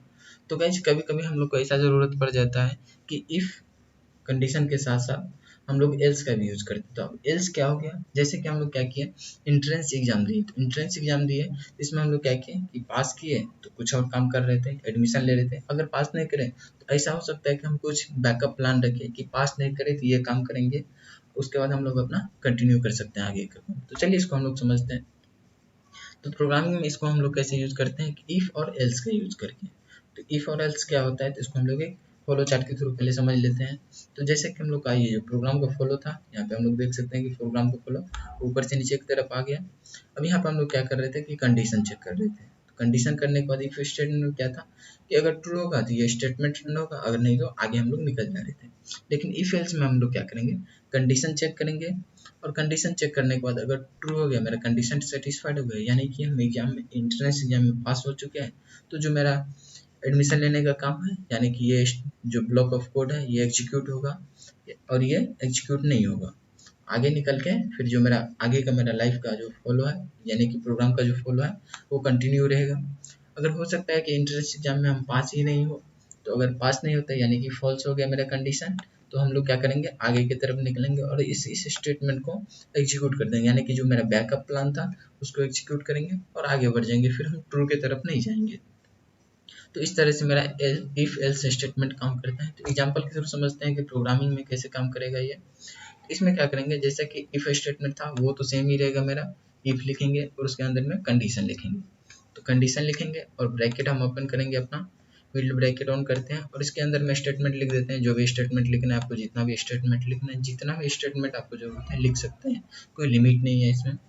तो और उसके बाद हम लोग क्या लिखेंगे, एल्स लिखेंगे। हम जैसा कि हम लोग पहले ही बात कर लिए कि इफ और एल्स स्टेटमेंट हम लोग पढ़ रहे हैं, इफ और एल्स स्टेटमेंट हम लोग पढ़ रहे हैं। इफ लिखेंगे और कंडीशन लिखेंगे। अगर कंडीशन सेटिस्फाइड होगा यानी कि कंडीशन ट्रू है, तो हम लोग क्या का जो ये स्टेटमेंट है इफ के अंदर वाला ये पूरा एग्जीक्यूट हो जाएगा, एग्जीक्यूट हो जाएगा। अगर ये कंडीशन फॉल्स हुआ तो क्या होगा, ये एल्स में आ जाएगा और एल्स का जो कंडीशन है, एल्स में अगर हम कोई कंडीशन दिए तो कंडीशन चेक करेगा, अगर कंडीशन हम नहीं दिए हैं तो एल्स का जो ये ब्लॉक है, एल्स ब्लॉक एग्जीक्यूट होगा। एक साथ ये दोनों नहीं होगा, ये हमेशा कोई एक ही होगा और ऐसा नहीं हो सकता कि दोनों में से कोई नहीं हो। जैसे कि देखिए, कोई भी कंडीशन आप लेते हैं अपने लाइफ का, या तो चलिए मान लेते हैं कि हमने एग्जाम दिया, तो एग्जाम देंगे या तो पास होंगे या तो फेल होंगे, कुछ तो होगा। तो अगर हम कंडीशन को चेक करते हैं तो वो कंडीशन अगर सेटिस्फाइड हो, ये जो पार्टिकुलर ब्लॉक है इफ स्टेटमेंट का ये एग्जीक्यूट होगा। अगर कंडीशन सेटिस्फाइड नहीं करता है तो एल्स का जो पार्टिकुलर ब्लॉक है ये एग्जीक्यूट होगा। दोनों में से कोई एक ही एट ए टाइम में होगा। तो कंडीशन हम लोग लिखते हैं तो या तो ट्रू होगा या तो फॉल्स होगा। तो जो ट्रू होगा तो ये स्टेटमेंट रन होगा, अगर फॉल्स होगा तो ये। तो उम्मीद करते हैं आप लोग को कोई इफ एल्स भी समझ में आ चुका होगा। चलिए इसके बाद हम लोग को आता है कि मल्टीपल टाइम इफ एल्स का आप लोग यूज कीजिएगा। जैसे हम लोग बार बार चेक करते हैं कंडीशन, जैसे कि हम लोग अभी देख रहे थे कि एग्जाम का, तो मान लेते हैं कि हम लोग को चॉइस में बहुत सारा कॉलेज है, तो हम लोग क्या करेंगे, जो बहुत ही अच्छा कॉलेज है तो पहले उसका एंट्रेंस का एग्जाम देंगे। अगर उसमें हम लोग सेटिस्फाइड हो गया, वो कंडीशन मेरा, हम एग्जाम पास कर चुके हैं, तो उसमें एडमिशन ले लेंगे। मान लेते हैं कि ये स्टेटमेंट मेरा रन हो गया, जैसा कि हम अभी बताए थे आप लोग को पीछे कि एक कॉलेज है उसमें हम लोग को एडमिशन लेना है या फिर मुझे एडमिशन लेना है, तो हम एंट्रेंस एग्जाम दिए। एंट्रेंस एग्जाम दिए और पास होंगे कि नहीं होंगे वो मेरा क्या हो गया, कंडीशन। तो कंडीशन अगर सेटिस्फाइड हो गया तो ये एग्जीक्यूट कर गया। अगर कंडीशन सेटिस्फाइड नहीं हुआ वो कॉलेज, तो हम लोग क्या किया, दूसरे कॉलेज में एग्जाम दे दिया। तो दूसरे कॉलेज का जो हम एग्जाम दिए हैं तो उसमें फिर से कंडीशन चेक होगा, उसमें एंट्रेंस एग्जाम जो हम दिए तो उसमें फिर से पास या फेल होंगे। अगर फिर से पास हो गए तो ये स्टेटमेंट मेरा रन होगा। अब इसमें से देखिए कंडीशन क्या है कि जो मेरा कंडीशन है वो किसी एक ही टाइम में होगा, यानी कि अगर ये कंडीशन सेटिस्फाइड हो गया तो इस ब्लॉक को रन करने के बाद ये सीधा इसे एग्जीक्यूट कर दे, मतलब एग्जिट हो जाएगा, यानी कि आगे का कोई भी कंडीशन चेक नहीं करेगा। अगर ये फॉल्स हो गया, पहला वाला फॉल्स हो गया, पहला वाला फॉल्स होने के बाद हम सेकंड में आएंगे और यहाँ पे फिर से कंडीशन चेक करेंगे। अगर सेटिस्फाइड हो गया तो ये एग्जीक्यूट होगा, अगर सेटिस्फाइड नहीं हुआ ये आगे वाले में आ जाएंगे। और इस तरह से हम जितना भी चाहें, यानी कि हम मल्टीपल्स टाइम एल्स इफ का यूज कर सकते हैं। और इसमें से अगर कोई भी पार्टिकुलर कंडीशन सेटिस्फाइड हुआ तो सिर्फ उस पार्टिकुलर ब्लॉक को एग्जीक्यूट करके ये बाहर आ जाएगा। अब ऐसा हो सकता है हम लोग को कि हम मान लेते हैं कि 10 कॉलेज में एंट्रेंस एग्जाम दिए, मे भी ऐसा होना नहीं चाहिए, लेकिन अगर हो गया कि हम सारे के सारे एंट्रेंस एग्जाम में फेल हो गए, तो हम एक बैकअप प्लान रखते हैं कि ये तो अब करना ही है हम लोग को, यानी कि जो भी हम लोग को करना ही है। तो हम जो फाइनली हम चाहते हैं कि जो मेरा सारा कंडीशन फॉल्स हो जाए, तो एक पार्टिकुलर काम हो ही जाना चाहिए। जैसे कि हम लोग पीछे अभी देखे थे इसमें कि अगर पार्टिकुलर ये इफ खत्म हो जाता है, ये कंडीशन फॉल्स होता है, तो एल्स तो एग्जीक्यूट करना ही है अगर कंडीशन फॉल्स हो गया। तो उसी तरह से हम लोग क्या किया इसमें कि जो भी हम इफ के अंदर कंडीशन लिखे, सारा का सारा कंडीशन फॉल्स हो चुका है। तो अब जब फॉल्स होगा तो फाइनली मेरा क्या होगा, एल्स स्टेटमेंट लास्ट में रन होगा। तो उम्मीद करते हैं हम कि आप लोगों को इफ़ स्टेटमेंट समझ में आ चुका होगा और साथ ही इफ एल्स कैसे यूज़ करते हैं ये भी आपको समझ में आ चुका होगा। तो चलिए हम लोग सेकेंड स्टेटमेंट स्विच स्टेटमेंट को अब समझते हैं कि ये कैसे वर्क करता है और इसका कंडीशन कैसे है और इसको हम लोग कैसे लिखते हैं। तो गाइस स्विच स्टेटमेंट क्या होता है कि जैसे कि हम लोग पहले तो ये कंडीशनल स्टेटमेंट में आता है, तो कंडीशन इसमें भी हम लोग चेक करेंगे। तो स्विच स्टेटमेंट को समझने से पहले हम लोग एक सिंपल सा रियल लाइफ एग्जांपल समझते हैं। तो आपने कभी न कभी कस्टमर केयर के पास कॉल किया होगा। तो कस्टमर केयर के पास जब हम लोग कॉल करते हैं तो उसमें क्या होता है, मेनू का ऑप्शन रहता है। जैसे कि आपको एक पार्टिकुलर काम बोलेगा कि आपको इससे रिलेटेड जानकारी चाहिए तो 1 प्रेस करें, आप कोई और जानकारी चाहिए तो 2 प्रेस करें। इस तरह से आप लोग को मेनू एक शो होता होगा। तो ये जो मेनू का इम्प्लीमेंटेशन है ये स्विच स्टेटमेंट के थ्रू ही होता है। तो कैसे होता है इसको हम लोग अभी समझते हैं। तो समझने के लिए हम लोग क्या करते हैं, एक फ्लो चार्ट ले लेते हैं। तो इसमें क्या करते हैं हम लोग स्विच लिखते हैं। स्विच क्या है, मेरा एक कीवर्ड है जो मेरा स्विच करेगा किस केस को हम लोग को एग्जीक्यूट करना है। तो इस चीज़ को मेनू ड्रिवन को आप लोग एक एग्जांपल में समझ लीजिए कि जैसे हम लोग 1 प्रेस करते थे तो जो कंडीशन था मेरा कि 1 प्रेस करने पे जो स्टेटमेंट या फिर जिस चीज़ का इन्फॉर्मेशन चाहिए मुझे उसी से रिलेटेड इन्फॉर्मेशन मुझे मिलता था। सेकेंड मेनू का तो इन्फॉर्मेशन मुझे नहीं मिलता था। तो इस तरह से अगर हम अपने प्रोग्रामिंग में इम्प्लीमेंट करना चाहते हैं तो उसको हम लोग स्विच स्टेटमेंट के थ्रू करेंगे। इसमें करेंगे क्या, तो जैसे कि मेरा नॉर्मल फ्लो ऊपर से आ रहा था मेरा, तो नॉर्मल फ्लो क्या था मेरा ऊपर से नीचे की तरफ आ रहा था। इसमें हम लोग क्या किया, यहाँ पे हम लोग स्विच स्टेटमेंट का यूज करेंगे। तो इसमें यूज कैसे करते हैं, तो स्विच देंगे, उसमें कंडीशन दे देंगे कि कौन सा कंडीशन, और जो कंडीशन होगा मेरा वो केस 1 केस 2 इस तरह से यूज करेंगे। केस 1 केस 2 केस एन, यानी कि हम लोग जितना केस एन का मतलब हुआ कि आप लोग को जितना केस लिखना है यहाँ पे उतना केस लिख सकते हैं, किसी चीज़ का लिमिट नहीं है। तो चलिए मेनू ड्राइवन की एक बार फिर से हम लोग समझते हैं। तो मेनू ड्राइवन में क्या होता है, आप लोगों को बोला जाएगा कि 1 प्रेस कीजिए तो आपको ये पर्टिकुलर इन्फॉर्मेशन मिलेगा। 2 प्रेस करने पे आपको इससे रिलेटेड पर्टिकुलर इन्फॉर्मेशन मिलेगा, या फिर इस तरह से 3 4 5 इस तरह से हम लोग को पर्टिकुलर इन्फॉर्मेशन मिल जाता है।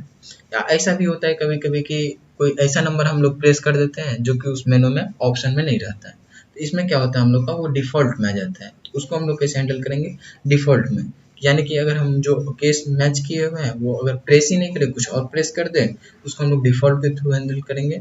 और उसमें हम लोग को जैसे कि हम लोग कुछ और प्रेस कर देते हैं तो बोला जाता है कि आपने गलत इंटर कर दिया, इस तरह से कुछ भी रहता है। तो ये सारा स्टेटमेंट जो हम लोग इम्प्लीमेंट करते हैं वो स्विच के थ्रू करते हैं। तो चलिए फ्लो चार्ट के बाद हम लोग इसको समझते हैं।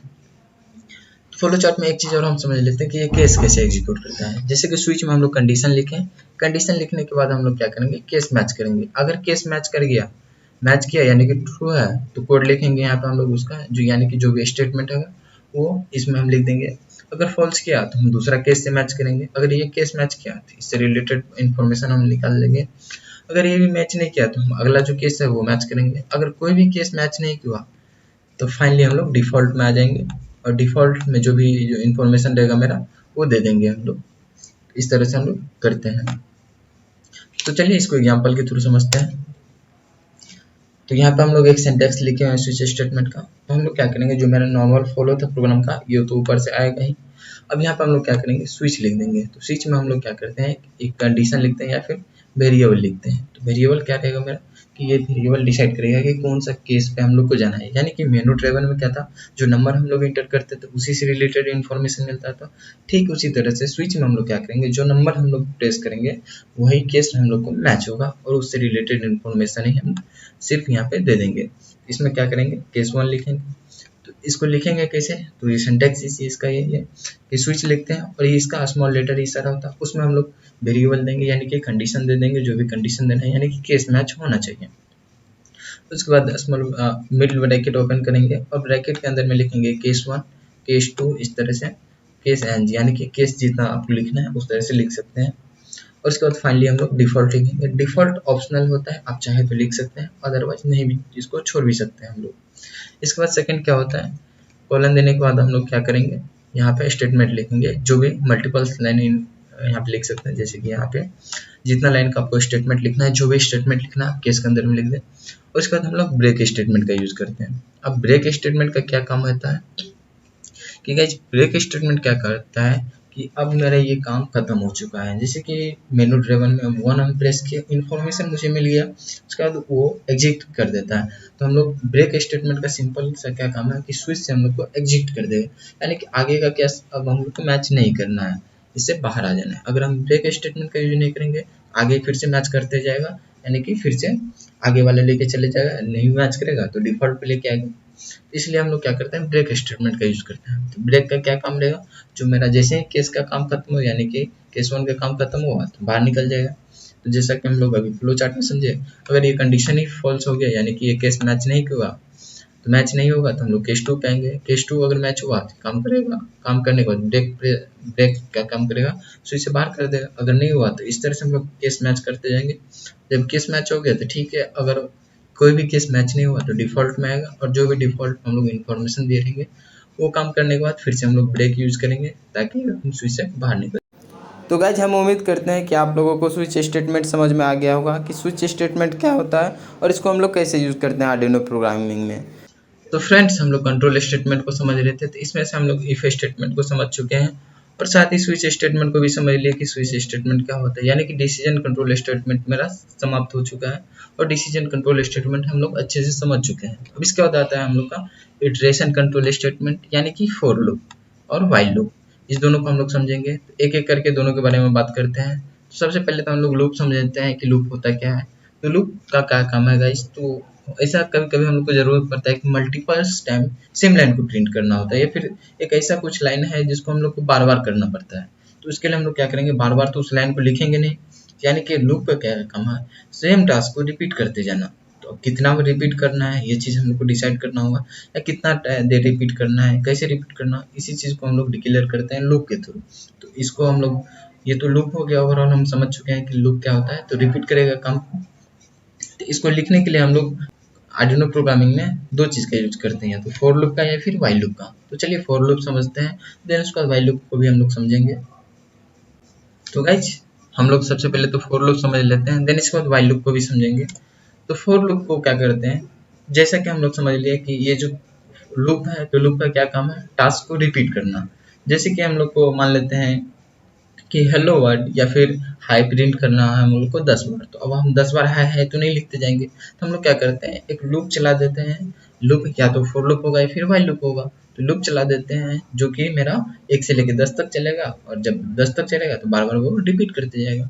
इसलिए हम लोग क्या करते हैं, लूप का यूज करते हैं। तो फॉर लूप क्या हो, तो फॉर लूप एक लूप है, तो ये भी काम तो वही करेगा, रिपीट करने का टास्क को। तो कैसे करते हैं उसको हम लोग समझते हैं। इसको पहले तो डिक्लेयर कैसे करेंगे हम लोग, तो फॉर लूप को डिक्लेयर करने के लिए फॉर लिखेंगे, और इसमें हम 3 चीज लिखते हैं इसके ब्रैकेट के अंदर में। तो पहला लिखते हैं इनिशियलाइजेशन, सेकंड कंडीशन, उसके बाद इंक्रीमेंट। अब ये क्या होता है, तो इनिशियलाइजेशन क्या होता है कि हम लोग स्टार्ट कहाँ से करें, यानी कि फॉर लूप चलना कहाँ से स्टार्ट करेगा, स्टार्टिंग का जो फेज है उसको हम लोग इनिशियलाइजेशन बोलते हैं, कि स्टार्ट हम लोग कहाँ से करें। उसके बाद सेकंड मेरा होता है कंडीशन। तो कंडीशन क्या होता है मेरा, कि हम लोग कहाँ तक जाना है। पहला हम लोग कहाँ से स्टार्ट करेंगे और जाना कहाँ तक है, क्या हम वहाँ पहुँच गए, उस चीज़ को हम लोग चेक करेंगे यहाँ पे कंडीशन के थ्रू। उसके बाद हम लोग क्या चेक करेंगे लास्ट में, कंडीशन के बाद जब हम कंडीशन चेक कर लिए कि पहुँचे या नहीं, उसके बाद हम लोग लास्ट में क्या करेंगे, इंक्रीमेंट कर देंगे। अब इंक्रीमेंट कितना करना है, क्या करना है, इसके बारे में हम डिटेल में बात करेंगे। तो ये आप समझ चुके हैं कि फॉर लूप लिखेंगे, फिर इनिशियलाइजेशन क्या है, कंडीशन क्या है, इंक्रीमेंट क्या है। उसके बाद ये फॉर लूप का बॉडी हो गया। जैसे कि हम लोग इफ स्टेटमेंट पढ़े तो उसमें भी उसका बॉडी था, या फिर व्हाइल पर जैसे कि हम लोग फॉर लूप पढ़े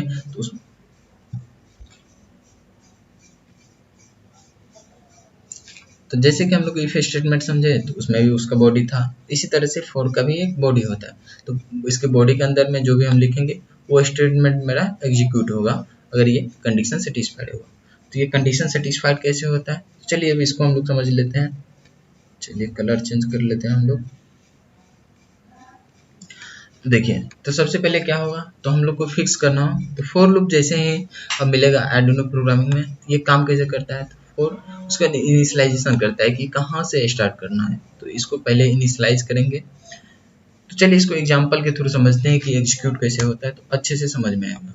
तो इनिशियलाइज कर ले एग्जांपल में। देखिए जैसे कि हम लोग को 1 से लेके 5 तक प्रिंट करना है, तो हम लोग क्या किया, इनिशियलाइज कर दिया, यानी कि हम लोग को स्टार्ट कहाँ से करना है, तो आई इक्वल टू 0 लिख दिए। आई क्या है, मेरा एक वेरिएबल है, यानी कि आई मेरा कहाँ से स्टार्ट हो रहा है, 0 से स्टार्ट हो रहा है। जैसे कि हम लोग यहाँ पे देखे अभी पिछली वीडियो में कि इनिशियलाइजेशन करना है, देन इसके बाद इनिशियलाइजेशन के बाद हम लोग को कंडीशन चेक करना है। कंडीशन क्यों चेक करना है, कि हम लोग को यहाँ पे चेक करना है ये कि जहाँ से तक पहुँचना था हम लोग को, स्टार्ट हम लोग कर चुके हैं, स्टार्ट किए, क्या हमको यहीं पे पहुँचना था, ये चेक करना है कि हम वहाँ पे पहुँचे हैं या नहीं है। यानी कि हम लोग को 0 से चलना था और 5 तक पहुँचना था, यानी कि आई लेस देन है, तो यानी कि 5 से छोटा, यानी कि 4 तक हम लोग को चलना है। तो अगर हम लोग 5 तक पहुँचे हैं या नहीं, अगर पहुँच चुके हैं तो यहाँ से ब्रेक करेंगे और हम फॉर लूप का जो बॉडी है उससे बाहर आ जाएंगे, यहाँ पे जो भी लाइन है उसको एग्जीक्यूट करेंगे।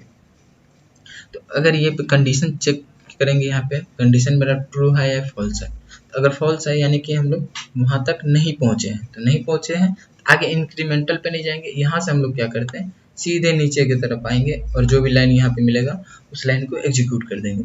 लाइन एग्जीक्यूट करने के बाद ये यहाँ से पहुंच जाएगा मेरा बंद। जैसे ही मेरा ब्रैकेट बंद नजर आएगा तो अब यहाँ से ये क्या करेगा, ऊपर आ जाएगा। फिर ऊपर कहाँ आएगा, यहाँ पे इंक्रीमेंटल स्टेट पे।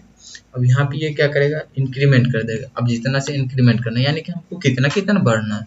चलिए मान लेते हैं हम लोग कि फर्स्ट फ्लोर पे हम लोग को जाना है, हम अभी ग्राउंड फ्लोर पे, तो ग्राउंड फ्लोर से फर्स्ट फ्लोर पे जाने के लिए हम लोग को सीढ़ी ही चढ़ना पड़ता है। तो सीढ़ी क्या करेंगे, फर्स्ट सीढ़ी चढ़े, उसके बाद चेक किए कि हम फर्स्ट फ्लोर पे पहुंच गए। अगर पहुंच गए तो ठीक है, हम लोग बाहर निकल जाते हैं, फर्स्ट फ्लोर पे आ गए। अगर नहीं पहुंचे हैं तो ठीक है, हम आगे जो भी काम था मेरा उस सीढ़ी पे हम कर चुके हैं। उसके बाद जैसे ही यहाँ पे बंद दिखे तो हम आगे बढ़े, तो क्या नेक्स्ट सीढ़ी पे चढ़ेंगे। उसके बाद अगला सीढ़ी पे, तो कितना सीढ़ी पार करना है एक बार में, यानी कि 1 सीढ़ी चढ़ना है, 2 सीढ़ी चढ़ना है, कितना सीढ़ी चढ़ना है उस चीज को यहाँ पे हम लोग डिक्लेयर करेंगे, यानी कि 1 इंक्रीमेंट करना है। तो यहाँ पे क्या करेगा, 1 इंक्रीमेंट कर देगा। इंक्रीमेंट करने के बाद ये क्या करेगा, फिर से इंक्रीमेंट करने के बाद फिर से यहाँ पे आएगा। अब यहाँ पे क्या करेगा, कंडीशन चेक करेगा कि क्या कंडीशन मैच हुआ, यानी कि 0 से स्टार्ट हुआ, काम किया यहाँ पे खत्म। काम खत्म होने के बाद देखा कि ब्रैकेट बंद है, तो ये आगे इंक्रीमेंटल स्टेटमेंट पे। अब यहाँ पे 1 इंक्रीज कर दिया है, तो ये क्या हो गया, तो पहले 0 था मेरा, अब 0 से आई मेरा क्या हो चुका है, 0 को हटा के 1 हो चुका है यहाँ पे, तो 1 आ गया। अब चेक करेंगे यहाँ पे हम आई की जगह पे 1 रख के, क्या है 1 मेरा 5 से छोटा है, तो जी हाँ छोटा है, तो छोटा है अभी, तो हम फिर से यहाँ पे एग्जीक्यूट करेंगे इस लाइन को। एग्जीक्यूट करने के बाद फिर से ब्रैकेट 1 देखेगा और फिर से हम लोग यहाँ पे आएंगे और 1 से हम लोग इंक्रीज करके इसको कहाँ पे लेके आ जाएंगे, 2 पे लेके आ जाएंगे। और फिर से हम लोग 2 को चेक करेंगे यहाँ पे कि 2 क्या 5 से छोटा है, छोटा है तो फिर से इंक्रीज करें। यहाँ पे जो भी हम लोग काम दिए तो काम खत्म करेंगे और फिर यहाँ से आ जाएंगे, फिर से यहाँ पे आएंगे और फिर से इंक्रीज करेंगे, 2 से हम लोग आ जाएंगे 3 पे। तो 3 पे आएंगे तो कंडीशन मेरा फिर से ट्रू है अभी भी। 3 यहाँ पे अगर हम लिखेंगे तो 3 5 से छोटा ही है, तो फिर से हम कंडीशन चेक करेंगे। 3 के बाद हम फिर से काम क्या करेंगे, इंक्रीज करते जाएंगे और तब तक ये इंक्रीज करते जाएगा जब तक कि कंडीशन फॉल्स नहीं होगा। अब देखिए 4 यहाँ पे हम लोग जैसे ही देंगे तो 4 भी मेरा क्या है 5 से छोटा है, तो फिर से हम लोग यहाँ पे काम करेंगे और फिर से इंक्रीज कर देंगे। तो 4 के बाद आई का वैल्यू क्या हो जाएगा, 5 हो जाएगा। अगर 5 हो गया तो अब 5 यहाँ पे रख के देखिए, अब जैसे ही यहाँ पे आप 5 रखिएगा तो 5 क्या मेरा 5 से छोटा है, जी नहीं, यहाँ पे कंडीशन फॉल्स हो चुका है। फॉल्स होगा यानी कि यहाँ पे फॉल्स रिटर्न होगा। फॉल्स जैसे ही रिटर्न होगा तो हम लोग क्या करेंगे, लूप से बाहर आ जाएंगे। लूप यानी कि इसका जो ब्रैकेट था इससे बाहर आ जाएंगे। तब तक मैं जितना बार यहाँ पे चला वो काम यहाँ पे हो जाएगा मेरा, जितना बार हम चाह रहे थे उतना रिपीट हो चुका है। इस तरह से मेरा फॉर लूप चलता है। तो इसके बाद जो भी स्टेटमेंट रहेगा वो आगे कंटिन्यू हो जाएगा। तो फ्रेंड्स आप लोगों को फॉर लूप समझ में आ चुका होगा कि ये कैसे काम करता है। तो गाइज हम लोग कंट्रोल स्टेटमेंट समझ रहे थे, तो इसमें से हम लोग डिसीजन कंट्रोल स्टेटमेंट समझ लिए थे, और इसमें इफ स्टेटमेंट को डिटेल में समझिए, उसका स्विच स्टेटमेंट भी समझ लिए, इसके बाद इटरेशन कंट्रोल स्टेटमेंट को समझ रहे थे। तो इसमें हम लोग फॉर लूप समझ चुके थे। व्हाइल लूप एक लूप का ही पार्ट है, तो इसका भी तो काम सेम ही रहेगा। जो भी टास्क देंगे हम उसको रिपीट करेगा, कि काम कैसे करता है, फिर इसको डिक्लेयर कैसे करते हैं उसको हम लोग समझते हैं। तो गाइज व्हाइल लूप को हम लोग समझते हैं। व्हाइल लूप को समझने के लिए चलिए इसका सिंटैक्स से समझते हैं। तो जैसे कि हम लोग इफ कंडीशन में देख रहे थे कि इफ का यूज करते थे, ठीक उसी तरह से हम लोग क्या करेंगे, व्हाइल लूप में भी व्हाइल जो मेरा कीवर्ड है इसका यूज करेंगे। जैसे कि फॉर लूप में फॉर का यूज करते थे, वो व्हाइल में व्हाइल का यूज करेंगे। इसमें तो कोई बड़ी बात है नहीं। व्हाइल के बाद हम लोग क्या करेंगे, स्मॉल ब्रैकेट के अंदर में सिर्फ और सिर्फ कंडीशन लिखेंगे, जैसा कि हम लोग फॉर लूप में भी कर रहे थे। फॉर लूप में हम लोग क्या कर रहे थे कि फॉर लूप में चलिए फॉर लूप में हम लोग क्या कर रहे थे, इनिशियलाइजेशन कर रहे थे, कंडीशन और इंक्रीमेंट, तीन चीज लिख रहे थे। लेकिन हम लोग क्या करेंगे, जो मेरा व्हाइल लूप है उसमें सिर्फ और सिर्फ फॉर लूप का कंडीशन जो है मेरा यहाँ पे कंडीशन, इस कंडीशन को ही लिखेंगे। तो इसमें हम लोग क्या करेंगे, सिर्फ कंडीशन लिखेंगे। तो व्हाइल लूप में हम क्या करते हैं, कंडीशन चेक करते हैं। अगर कंडीशन ट्रू है यहाँ पे, तो जो मेरा व्हाइल लूप के अंदर का जो कोड है वो एग्जीक्यूट करेगा, ब्लॉक ऑफ कोड। अगर कंडीशन फॉल्स है तो व्हाइल लूप के बाहर आ जाएगा और आगे का जो कोड है मेरा वो कंटिन्यू कर देगा यहाँ पे। इस तरह से ये काम करता है। तो देखिए फॉर लूप में हम लोग क्या कर रहे थे, सबसे पहले इनिशियलाइजेशन कर रहे थे, कंडीशन चेक कर रहे थे और इंक्रीमेंट कर रहे थे। तो व्हाइल लूप में भी तीन चीज करेंगे। तो हम लोग क्या करेंगे, व्हाइल लूप को स्टार्ट करने से पहले या फिर व्हाइल लूप में घुसने से पहले हम लोग इंक्रीमेंट कर लेते हैं। उससे पहले शुरू में ही इंक्रीमेंट कर लेते हैं कि इंक्रीमेंट, जैसे कि फॉर लूप में घुसने के बाद इंक्रीमेंट कर लेते हैं, और व्हाइल लूप का यूज करने से पहले इंक्रीमेंट कर लेते हैं, यानी कि इनिशियलाइज कर लेते हैं कि इनिशियलाइजेशन हम लोग स्टार्ट कहाँ से करेंगे। तो अब इनिशियलाइजेशन करने के बाद हम लोग क्या करेंगे, व्हाइल लूप करेंगे, और व्हाइल लूप में कंडीशन चेक करेंगे। कंडीशन ट्रू है, अगर कंडीशन ट्रू है तो ये इसके अंदर घुस जाएगा, और जैसे ही घुसेगा तो जो भी लाइन है ये काम करेगा। अब जैसे ही जो जितना भी लाइन देंगे सारा कंप्लीट हो जाएगा। तो इसके बाद हम लोग क्या करेंगे, इंक्रीमेंट करेंगे। जैसे कि फॉर लूप में भी हम लोग क्या करते हैं, लास्ट में इंक्रीमेंट करते थे, सेम उसी तरह से इसमें इंक्रीमेंट करेंगे। इंक्रीमेंट करने के बाद जैसे ही ब्लॉक अपना बंद देखेगा, यानी कि ब्रैकेट मेरा बंद हो गया, ब्रैकेट बंद देखने के बाद फॉर लूप में क्या होता था, इंक्रीमेंटल स्टेटमेंट पे जाता था। लेकिन इसमें हम लोग क्या करेंगे, कंडीशन फिर से चेक करेंगे। जैसे ही लूप का ब्रैकेट बंद देखेंगे, कंडीशन में लेके आ जाएंगे, क्या कंडीशन फिर से चेक करेंगे, कंडीशन सेटिस्फाइड है या नहीं है। सेटिस्फाइड है तो फिर से हम इंक्रीमेंट करेंगे, फिर से अपना कोड रन करेंगे। और इंक्रीमेंट नहीं है यानी कि कंडीशन फॉल्स हो चुका है तो बाहर आ जाएंगे और जो भी लाइन था मेरा वो एग्जीक्यूट करेंगे। चलिए इसको एग्जाम्पल के थ्रू समझते हैं। मान लेते हैं कि वेरिएबल एक डिक्लेयर किया है, वेरिएबल में हम लोग इंक्रीज, तो यहाँ पर हम लोग क्या किए, एक वेरिएबल डिक्लेयर किए और वेरिएबल में 0, यानी कि हम लोग को पहले दिखाना होता है कि हम लोग स्टार्ट कहाँ से करें। तो यहाँ से हम लोग स्टार्ट कहाँ से कर रहे हैं वो डिक्लेयर कर लिए कि 0 से स्टार्ट करेंगे। उसके बाद हम लोग क्या करेंगे, यहाँ पे कंडीशन चेक करते हैं कि 0 जो मेरा, यानी कि वेरिएबल में हम लोग क्या किए, 0 रख दिए। अब 0 पे क्या चेक कर रहे हैं कि 100 से कम है यानी कि यहाँ पे कंडीशन हम लोग चेक करेंगे। कंडीशन चेक करने के बाद जो भी हम टास्क था वो स्पेसिफिक टास्क को परफॉर्म कर देंगे, और कंडीशन चेक टास्क को परफॉर्म करने के बाद हम लोग क्या करेंगे, इंक्रीमेंट कर देंगे वेरिएबल को, ताकि ये बढ़ते जाए। बढ़ेगा नहीं, जैसे कि मान लीजिए अगर इसको हम लोग कमेंट कर देते हैं, अगर कमेंट कर देंगे तो मेरा जो वेरिएबल है वो इंक्रीज तो होगा नहीं। जैसे ही कंडीशन यहाँ पे ब्रैकेट बंद देखेगा तो ये क्या करेगा, ऊपर की तरफ आएगा, यहाँ पे कंडीशन चेक करेगा। तो मेरा तो वेरिएबल में 0 था तो अभी भी तो 0 है, यानी कि ये इनफिनाइट लूप चल जाएगा, फिर तो ये चलते ही रहेगा, बंद ही नहीं होगा, कभी कंडीशन फॉल्स ही नहीं हुआ। इसी को हम लोग इनफिनाइट लूप बोलते हैं। तो कंडीशन मेरा फॉल्स नहीं होगा, इसलिए हम लोग क्या करते हैं, इसको इंक्रीमेंट करते हैं। जैसे कि फॉर लूप में भी हम लोग इंक्रीमेंट करते हैं। तो इंक्रीमेंट करेंगे, अब जैसे जैसे इंक्रीमेंट करते जाएंगे और जैसे ही मेरा कंडीशन फॉल्स होगा तो इसको ये बंद करेगा और इसके आगे का जो लाइन मेरा हुआ उसी को एग्जीक्यूट कर देगा। तो उम्मीद करते हैं कि आप लोग को व्हाइल लूप समझ में आ चुका होगा, और इसको कैसे डिक्लेयर करते हैं ये भी आपको समझ में आ गया होगा। तो अब हम लोग नेक्स्ट टॉपिक पे चलते हैं, जो कि है सीरियल कम्युनिकेशन। तो समझते हैं कि सीरियल कम्युनिकेशन क्या होता है और इसको हम लोग कैसे यूज़ करते हैं आर्डिनो प्रोग्रामिंग में। सीरियल कम्युनिकेशन क्या है कि प्रोसेस है सीक्वेंसली ट्रांसफर करने का डाटा या फिर इंफॉर्मेशन सेम चैनल में। अगर हम एक ही चैनल के थ्रू कोई भी डाटा को या फिर इंफॉर्मेशन को ट्रांसफर करना चाहते हैं सीक्वेंसली, तो उसको हम लोग क्या बोलेंगे, सीरियल कम्युनिकेशन। सीक्वेंसली का क्या मतलब हुआ कि जैसे कि अगर 1 1 है या फिर 10 है और 10 है, अगर इसको हम लोग ट्रांसफ़र करना चाहते हैं तो ये सीक्वेंसली, जैसे कि अगर फिर पहले 0 गया, 1 गया, फिर 1 गया, तो ये जो सीक्वेंसली मेरा डाटा ट्रांसफ़र हो रहा है तो रिसीवर इन में भी मेरा सीक्वेंसली ही इन रिसीव होगा। तो इसी को हम लोग क्या बोलते हैं, सीक्वेंसली डाटा ट्रांसफ़र। तो ये जो सीरियल कम्युनिकेशन है इसमें हम लोग क्या करते हैं, सीक्वेंसली यानी कि अपने सीक्वेंस में डाटा को ट्रांसफ़र करेगा एक एंड से दूसरे एंड में सेम चैनल के थ्रू। सीरियल कम्युनिकेशन क्या करता है कि इनेबल करता है हम लोग को माइक्रो कंट्रोलर को कम्युनिकेट करने के लिए, यानी कि अगर 2 माइक्रो कंट्रोलर यूज करेंगे, यानी कि 2 आर्डिनो अगर हम यूज कर रहे हैं, फिर 2 से अधिक आर्डिनो यूज कर रहे हैं, मल्टीपल आर्डिनो अगर हम यूज कर रहे हैं, फिर कोई और डिवाइस यूज कर रहे हैं, माइक्रो कंट्रोलर में बहुत सारी डिवाइसेस आएंगे। अगर बहुत सारी डिवाइसेस को हम लोग सीरियल कम्युनिकेशन कराना चाहते हैं, डाटा को ट्रांसफर करना चाहते हैं एक कंट्रोलर से दूसरे माइक्रो कंट्रोलर के लिए, तो ये हम लोग किसके थ्रू करते हैं, तो सीरियल कम्युनिकेशन के थ्रू करते हैं। साथ ही ये एक चीज़ और प्रोवाइड करता है कि अगर हम अपने पीसी से किसी भी डाटा को ट्रांसफ़र करना चाहते हैं अपने माइक्रो कंट्रोलर में, यानी कि अपने आर्डिनो में, तो ये हम लोग कैसे करेंगे, सीरियल कम्युनिकेशन के थ्रू ही करते हैं। तो उम्मीद करते हैं कि आपको सीरियल कम्युनिकेशन समझ में आ गया होगा। तो चलिए अब हम लोग देखते हैं कि आर्डिनो में हम लोग सीरियल कम्युनिकेशन कैसे करेंगे। अगर हम लोग को कोई भी डाटा या फिर इंफॉर्मेशन अगर अपने लैपटॉप से अपने आर्डिनो बोर्ड में डालना होगा, या फिर आर्डिनो बोर्ड से किसी भी डिवाइस को हम लोग कनेक्ट किए हैं, उससे इन्फॉर्मेशन आर्डिनो में आ रहा है, तो फिर आर्डिनो से अगर हम अपने पीसी में लेना चाहते हैं तो कैसे लेंगे। तो आर्डिनो में हम लोग को अगर सीरियल कम्युनिकेशन करना है तो इसके लिए आर्डिनो में 2 पिन दिया गया हुआ है। एक आर्डिनो का जो पिन है मेरा 0 और 1 सीरियल पिन, या फिर इसको हम लोग डिजिटल पिन बोलते हैं। तो डिजिटल पिन जो है 0 और 1, ये हम लोग के सीरियल कम्युनिकेशन के लिए रखा गया है, जिसमें से 0 है वो मेरा RX है और 1 जो है मेरा TX है। RX का मतलब क्या हुआ, रिसीवर एंड, और TX का मतलब हुआ कि ट्रांसफर एंड, यानी कि अगर हमको डाटा को भी ट्रांसफर करना है इसमें से तो हम लोग पिन 1 का यूज करेंगे, या फिर रिसीव करना है तो 0 पिन का हम लोग यूज करके ट्रांसफर कर सकते हैं डाटा एक एंड से दूसरे एंड पे।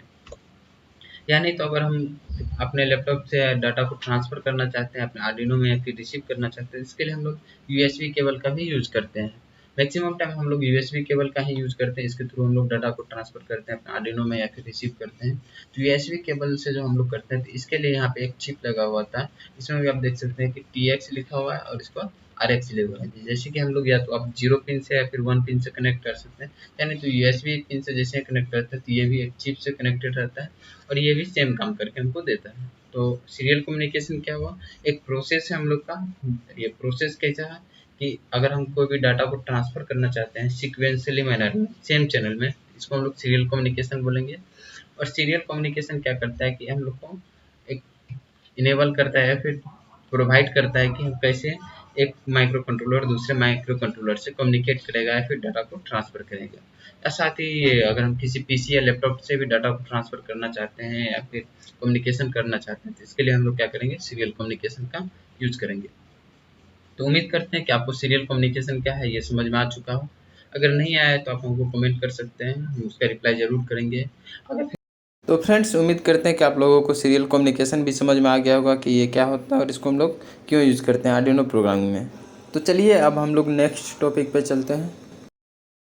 तो चलिए अब हम लोग सीरियल डॉट बिगिन जो लिखते हैं इसको समझते हैं क्या है। सीरियल डॉट बिगिन अगर आप आर्डिनो प्रोग्रामिंग करते हैं तो मैक्सिमम टाइम आप लोग को ये देखने को मिलता होगा या फिर आप लिखते होंगे। तो अगर इसमें आपको नहीं समझ में आ रहा है कि ये सीरियल डॉट बिगिन लिखते क्यों हैं, तो आज का वीडियो आपके लिए है। आज का ये वीडियो देखने के बाद आपका जो ये डॉट है ये कंप्लीट होने वाला है, कोई भी इसमें डॉट आपको नहीं रहने वाला है। तो चलिए इस वीडियो को हम लोग शुरू करते हैं और समझते हैं सीरियल डॉट बिगिन क्या है।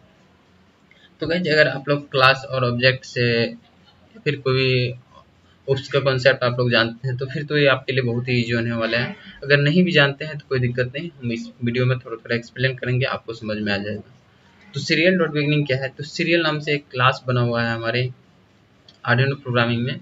और जब हम लोग को क्लास क्या होता है कि अगर बहुत सारे मेथड को हम लोग एक बंडल में पैक करना चाहते हैं तो क्लास में हम लोग उस तरह से पैक कर लेते हैं वेरिएबल्स और मेथड या फिर फंक्शंस को। तो सीरियल क्या है कि क्लास प्रेजेंट है हमारे आर्डिनो में, और ये क्या करता है कि बीट को चेंज करना है फिर कैसे कम्युनिकेट करेंगे इसको इनेबल करता है। जैसे कि हम लोग सीरियल सीरियल क्या है, मेरा ये ऑब्जेक्ट है आर्डिनो का, और इसके थ्रू हम लोग क्या करते हैं, इनिशियलाइज करते हैं कि कैसे डाटा को रिसीव करेंगे और कैसे सेंड करेंगे। जैसा कि हम लोग सीरियल कम्युनिकेशन में देखिए कि हम RX और TX यानी कि पिन नंबर 0 और 1 से डाटा को ट्रांसफर करते थे, फिर या रिसीव करते थे सीरियल कम्युनिकेशन में। तो उसको इनेबल करने का जो काम करता है सीरियल डॉट बिगिन करता है, ये हमारे आर्डिनो प्रोग्रामिंग में। उसके बाद देखिए सीरियल डॉट बिगिन क्या करता है, ये सेट करता है बाउंड रेट इसका सीरियल डाटा कम्युनिकेशन का। तो हम लोग सीरियल कम्युनिकेशन ही अभी समझ रहे थे कि सीरियल कम्युनिकेशन क्या है। तो ये जो सीरियल डॉट बिगिन है, ये हम लोग को क्या करता है, बाउंड रेट फिक्स करता है कि किस बाउंड रेट से हम लोग सीरियल कम्युनिकेशन करेंगे। और बाउंड रेट क्या होता है, तो 1 सेकेंड में हम लोग कितना डाटा या फिर कितना बिट डाटा ट्रांसफर करेंगे, इसी को हम लोग क्या बोलते हैं, बाउंड रेट। तो बाउंड रेट आपको समझ में आ चुका होगा कि कैसे हुआ। तो और इसके बाद आर्डिनो का जो बाउंड रेट है, बाय डिफॉल्ट आर्डिनो का जो बाउंड रेट है, यानी कि अगर हम कोई बाउंड रेट खुद से सेट नहीं करें तो बाय डिफॉल्ट जो है वो 9600 है। 1 सेकेंड में 9600 बिट ट्रांसफर करेगा सीरियल कम्युनिकेशन में। अगर हम चाहे तो हम इसके बाउंड रेट को चेंज भी कर सकते हैं, जैसे कि 4800 या फिर 14400, इस तरह से हम कुछ भी चेंज करके भी अपना इसका बाउंड रेट सेट कर सकते हैं कि इतना देर में ये डाटा इतना ट्रांसफर करेगा। तो उम्मीद करते हैं कि आपको सीरियल डॉट बिगिन समझ में आ गया होगा। तो चलिए हम अब चलते हैं अपने आर्डिनो आईडी में और देखते हैं कि कैसे हम लोग इस सीरियल डॉट बिगिन का यूज करते हैं। तो आगे हम लोग आर्डिनो आईडी में, अब यहाँ पे देख सकते हैं कि अगर आप आर्डिनो आईडी ओपन कीजिएगा तो सबसे पहले आपको इस तरह से एक इंटरफेस शो हो जाएगा। तो यहाँ पे आपको वॉइड सेटअप और वॉइड लूप एक फंक्शन आपको शो होगा।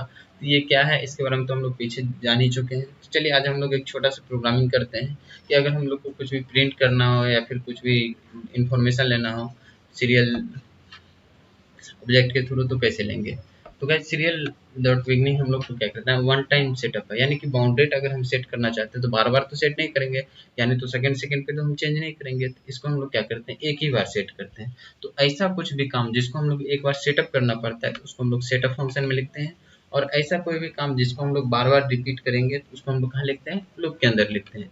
तो ये जो हम लोग सेटअप करेंगे सीरियल डॉट बिगिनिंग के थ्रू हम लोग इसका बाउंड रेट को, तो ये एक ही बार हम लोग को करना है ना, ये बार बार तो नहीं करेंगे। तो एक ही बार करना है, इसलिए इसको हम लोग कहाँ लिखते हैं, वॉइड डॉट सेटअप, यानी कि वॉइड सेटअप फंक्शन जो है इसके अंदर लिखते हैं। तो हम लोग क्या लिखेंगे, सीरियल डॉट बिगिन, और इसमें हम लोग को बाउंडेड सेट करना है कि कितना बाउंडेड सेट। तो बाय डिफॉल्ट 9600 ही रहता है, तो चलिए हम इसी को लिख देते हैं यहाँ पे। उसके बाद सेमीकोलन देके इस लाइन को एंड करते हैं। अब हम लोग को कुछ भी प्रिंट करना है फिर रीड करना है डाटा को, तो इसके लिए हम लोग क्या करते हैं, सीरियल का यूज करते हैं, सीरियल डॉट प्रिंट। जैसे कि सीरियल डॉट प्रिंट क्या हो कि सीरियल मेरा ऑब्जेक्ट है, ये ऑब्जेक्ट क्या करेगा, आर्डिनो को होल्ड करेगा। प्रोग्रामिंग में आर्डिनो का ऑब्जेक्ट है तो ये होल्ड करेगा, और होल्ड करके जैसे कि अगर आप जावा को प्रोग्रामिंग लिखते होंगे तो जैसे क्या लिखते थे कि system dot out dot print, तो वो क्या करता था, आउटपुट विंडो के जो ऑब्जेक्ट है उसको होल्ड करके उसमें हम लोग प्रिंट करते थे। सेम उसी तरह से हम लोग जब सीरियल लिखते हैं यहाँ पे, तो सीरियल क्या करेगा, जो सीरियल आउटपुट है वो क्या है अभी हम लोग जस्ट समझ लेंगे, उसको और होल्ड करके रखेगा, और प्रिंट करना चाहेंगे जो भी प्रिंट कर सकते हैं। जैसे कि हम लोग हेलो यहाँ पे प्रिंट करेंगे तो इसको प्रिंट कर सकते हैं। तो चलिए लाइन, तो और एक चीज देखिए यहाँ पे प्रिंट एलन लिख देते हैं। एलन का मतलब ये है कि ये न्यू लाइन में प्रिंट करेगा। प्रिंट लिखेंगे तो हम लोग सेम लाइन में प्रिंट कर सकते हैं। जैसा कि हम लोग जानते हैं कि जो सेटअप में लिखेंगे वो एक ही बार प्रिंट होगा, और जो लूप में लिखेंगे तो बार बार प्रिंट होगा। तो यहाँ पे देख सकते हैं कि हम लोग हेलो जी लिखे हैं और लूप के अंदर लिखे हैं, तो जब इसको हम लोग अभी रन करेंगे तो ये बार बार प्रिंट होगा, और जब सेटअप में हम कुछ लिखेंगे तो वो एक ही बार प्रिंट होगा। जैसे कि चलिए लिख के देख लेते हैं हम लोग, सीरियल डॉट प्रिंट, इसमें हाई लिख देते हैं हम लोग। तो अब हाई मेरा एक ही बार प्रिंट होगा, और हेलो देखिए बार बार प्रिंट होगा। तो ये जो एरो है, इस एरो के थ्रू हम लोग क्या करते हैं, अपने डाटा को या फिर जो मेरा प्रोग्राम है उसको आर्डिनो बोर्ड में कनेक्ट करते हैं। तो अभी हम आर्डिनो बोर्ड कनेक्ट कर चुके हैं इसमें। तो नेक्स्ट वीडियो में हम लोग डिटेल में देखेंगे कि कैसे कनेक्ट करेंगे, कैसे अपने प्रोग्राम को आर्डिनो बोर्ड में डालेंगे। इस वीडियो में हम लोग बस समझ लेते हैं कि कैसे सीरियल काम करता है। तो अब जैसे एरो पे क्लिक करेंगे देख सकते हैं तो मेरा जो प्रोग्राम है वो स्टार्ट हो चुका है जाना, तो ये जा चुका है। अब हमको सीरियल जो आउटपुट है, यानी कि जब हम सी में कोई प्रोग्राम लिखते हैं तो आउटपुट विंडो में दिखता है। तो ये जो सीरियल है मेरा एक आउटपुट को कवर करके रखिएगा, तो आउटपुट को होल्ड करके रख रहा है, यहाँ पे देख सकते हैं। इसको ओपन करने के लिए यहाँ पे देख सकते हैं सीरियल मॉनिटर दिख रहा है, तो सीरियल मॉनिटर में मेरा आउटपुट प्रिंट हो जाएगा। तो यहाँ देख सकते हैं जो आउटपुट है मेरा ये हेलो हेलो प्रिंट होते जा रहा है। चलिए फिर से इसको हम लोग एक बार रन करते हैं, आ जाएंगे सीरियल मॉनिटर में। यहाँ देख सकते हैं जो हेलो हेलो मेरा प्रिंट होते जा रहा है, और हाय मेरा एक बार शुरू में प्रिंट हुआ होगा। ये अभी चलिए इसको हम लोग अभी कमेंट करते हैं ताकि हम लोग ऊपर वाले को भी देख सकें कि ये प्रिंट हुआ है या नहीं। तो देख सकते हैं कि जो हम लोग सेटअप में लिखे थे वो एक बार प्रिंट हुआ। अब जैसे इसका कमेंट हटाएंगे तो इसका जो आउटपुट है ये बार बार रिपीट होते जाएगा मेरा। कंप्लीट होने दीजिए। चलिए कंपाइलेशन डन हो गया है। हेलो है वो बार बार प्रिंट होते जा रहा है। तो यहाँ से आप लोग समझ चुके होंगे कि ये लूप कैसे कम करता है, फिर वॉइड सेटअप कैसे कम करता है। साथ ही हम अगर कोई भी डाटा रीड करना चाहते हैं तो उसके लिए सीरियल डॉट रीड, या फिर कुछ भी प्रिंट करना चाहते हैं तो सीरियल डॉट प्रिंट, इस तरह से बहुत सारे इसमें फंक्शन आपको मिल जाएगा। उसके थ्रू हम लोग सीरियल मॉनिटर पे हम लोग प्रिंट कर सकते हैं। अब सीरियल कम्युनिकेशन क्या हुआ कि अगर हम कोई भी डाटा को ट्रांसफर करेंगे अपने आर्डिनो बोर्ड में तो उसके थ्रू हम लोग कर सकते हैं। तो उम्मीद करते हैं कि आप लोगों को सीरियल डॉट बिगिन क्या है ये समझ में आ चुका होगा। तो फ्रेंड्स, अब हम लोग डिजिटल पिन को और अच्छे तरीक़े से समझते हैं। तो शुरू में ही हम लोग समझ लिए थे कि डिजिटल पिन एक कंपोनेंट है आर्डिनो बोर्ड का। तो आज हम लोग समझेंगे कि डिजिटल पिन के थ्रू हम लोग कैसे कम्युनिकेट करते हैं दूसरी डिवाइस से, या फिर इसमें कौन कौन सा फंक्शन है जिसकी मदद से हम लोग डिजिटल पिन को यूज़ करते हैं। तो चलिए शुरू करते हैं।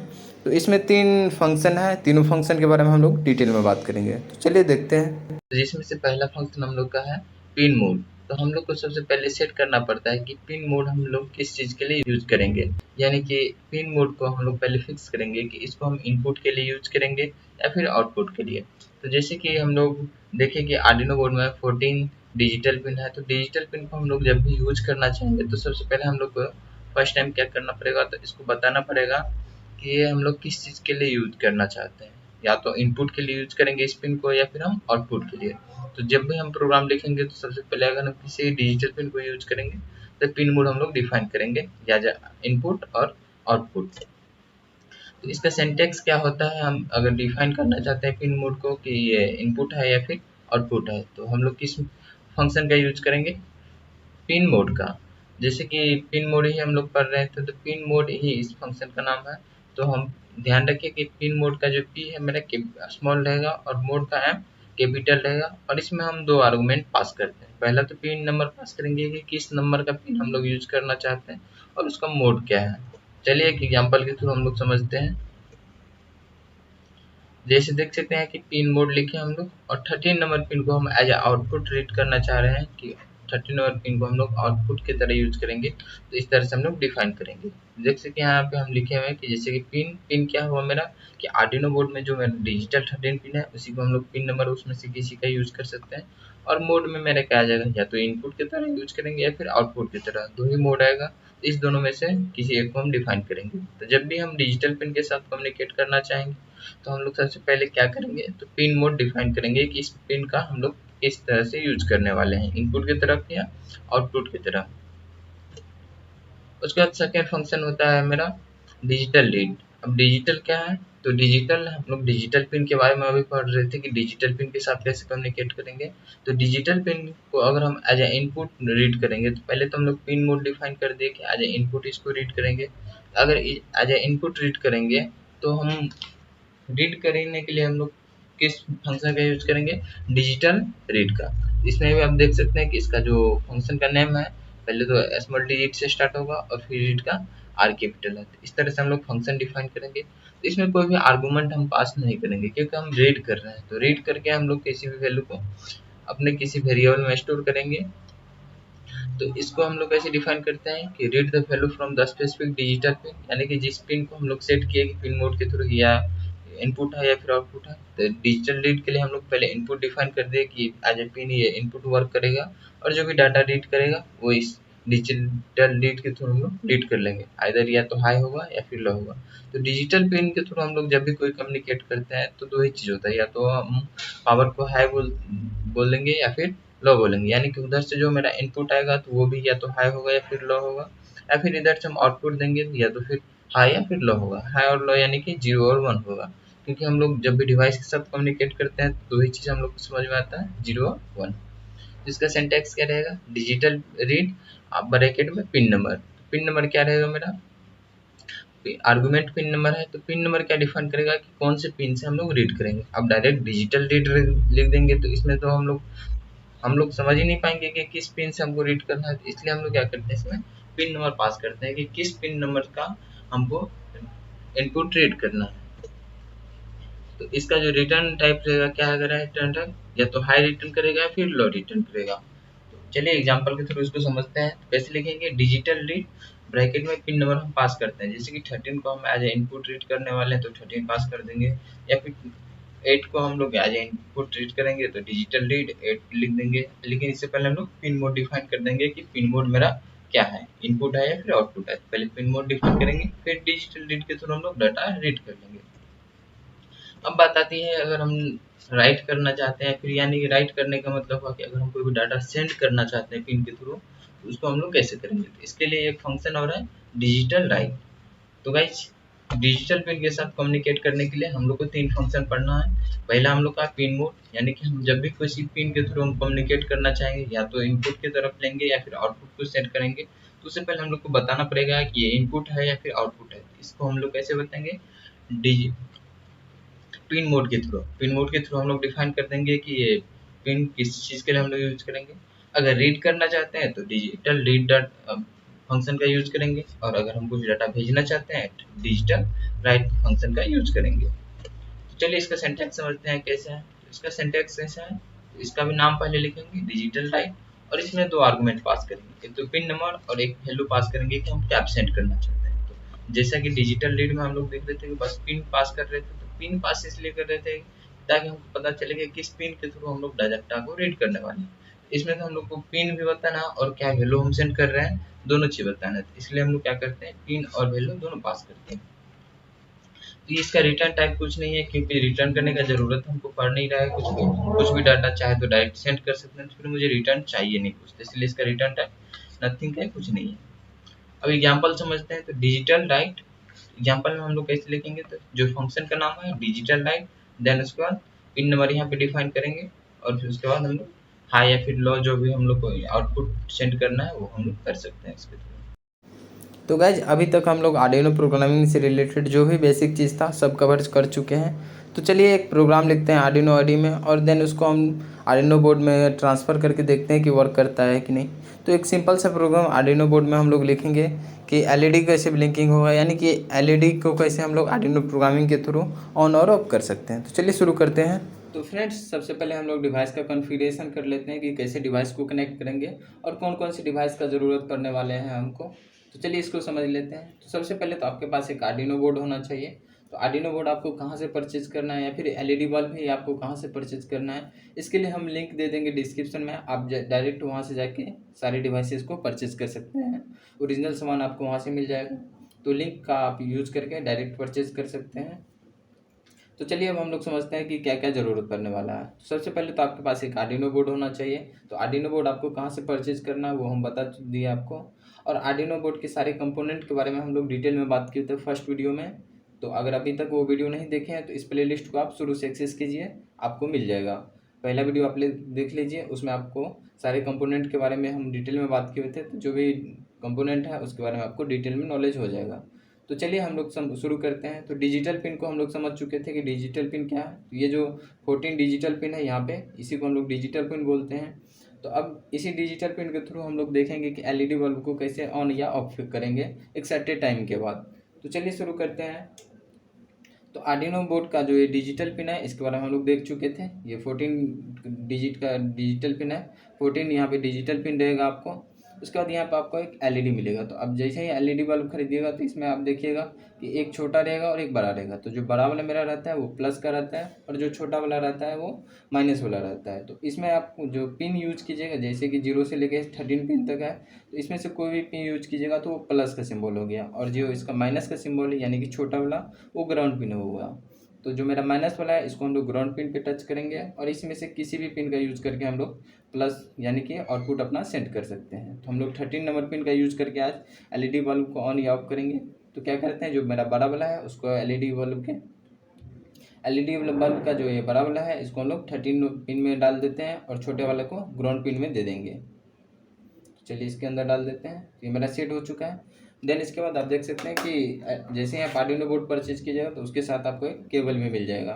तो केबल को क्या कीजिए, आप कनेक्ट कर लीजिए। तो सीरियल कम्युनिकेशन के लिए हम बताए थे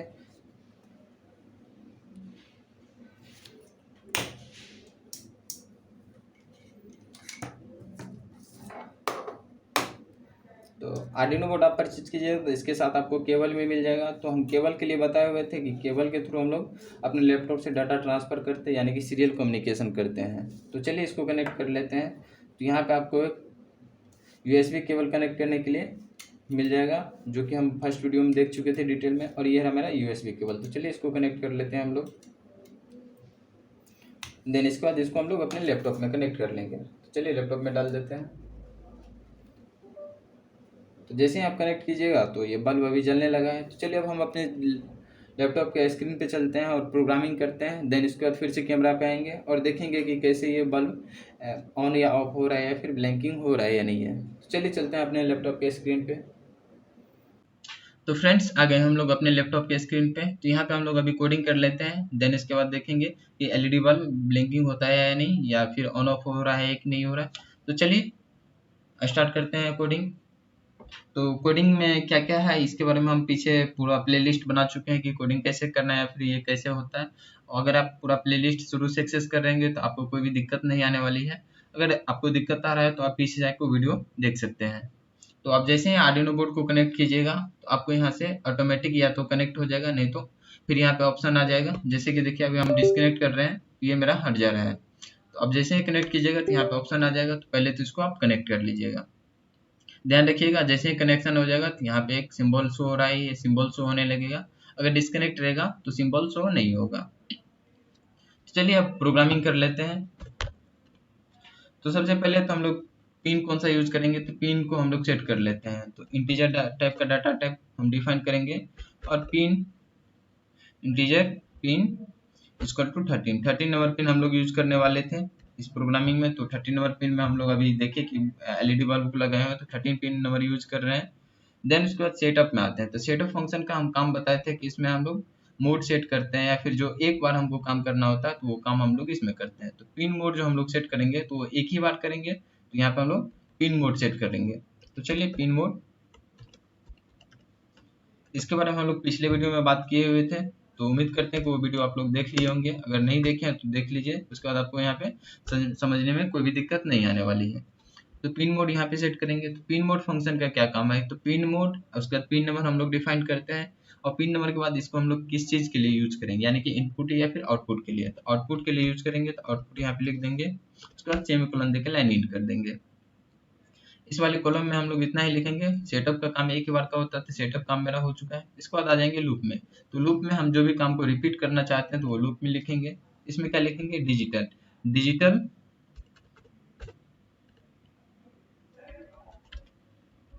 डिजिटल राइट का यूज करेंगे। डिजिटल राइट फंक्शन हम अभी देखे थे पिछले वीडियो में कि डिजिटल राइट फंक्शन क्या होता है। तो डिजिटल राइट फंक्शन के थ्रू हम लोग कोई भी अपना जो आउटपुट है वो सेंड कर सकते हैं अपने आर्डिनो बोर्ड में। तो डिजिटल राइट लिखेंगे। उसके बाद यहाँ पे हम लोग पिन नंबर देते हैं कि किस पिन नंबर पे हम लोग सेट करने वाले हैं। तो पिन नंबर हम लोग पहले ही डिफाइन कर चुके हैं, 13 नंबर पिन। उसके बाद कॉलम, और क्या हम आउटपुट सेंड करने वाले हैं वो। आउटपुट में हम क्या है सेंड करेंगे, हाई। हाई यानी कि मेरा कि LED बल्ब जल जाना चाहिए। हाई का मतलब हो गया कि बल्ब मेरा ऑन रहेगा, और लो का मतलब क्या होगा कि LED बल्ब ऑफ हो जाएगा। तो पहले तो हम लोग हाई कर देंगे, यानी कि LED बल्ब जल चुका है। अब जैसे ही जल चुका है तो इसको हम चाहे तो सीधा बंद भी कर सकते हैं, डिजिटल राइट। उसके बाद फिर से पिन नंबर देंगे और इसमें लो इस बार पास कर देंगे। इस तरह से हम लोग इसको ऑन और ऑफ कर सकते हैं। लेकिन अगर अभी आप इसको रन कीजिएगा तो ये LED बल्ब ऑन ऑफ होगा ही नहीं, क्योंकि ये इतने फास्ट में होगा कि आपको पता ही नहीं चलेगा कि LED बल्ब ऑन हुआ या फिर ऑफ हुआ। इसको हम लोग समझने के लिए क्या करते हैं कि LED बल्ब को अगर जैसे ही ऑन होगा तो उसमें हम कुछ देर का डिले कर देते हैं, या कि कुछ देर के लिए रुक जाते हैं। तो रुकने के लिए हम लोग इस फंक्शन का यूज करते हैं, तो डिले का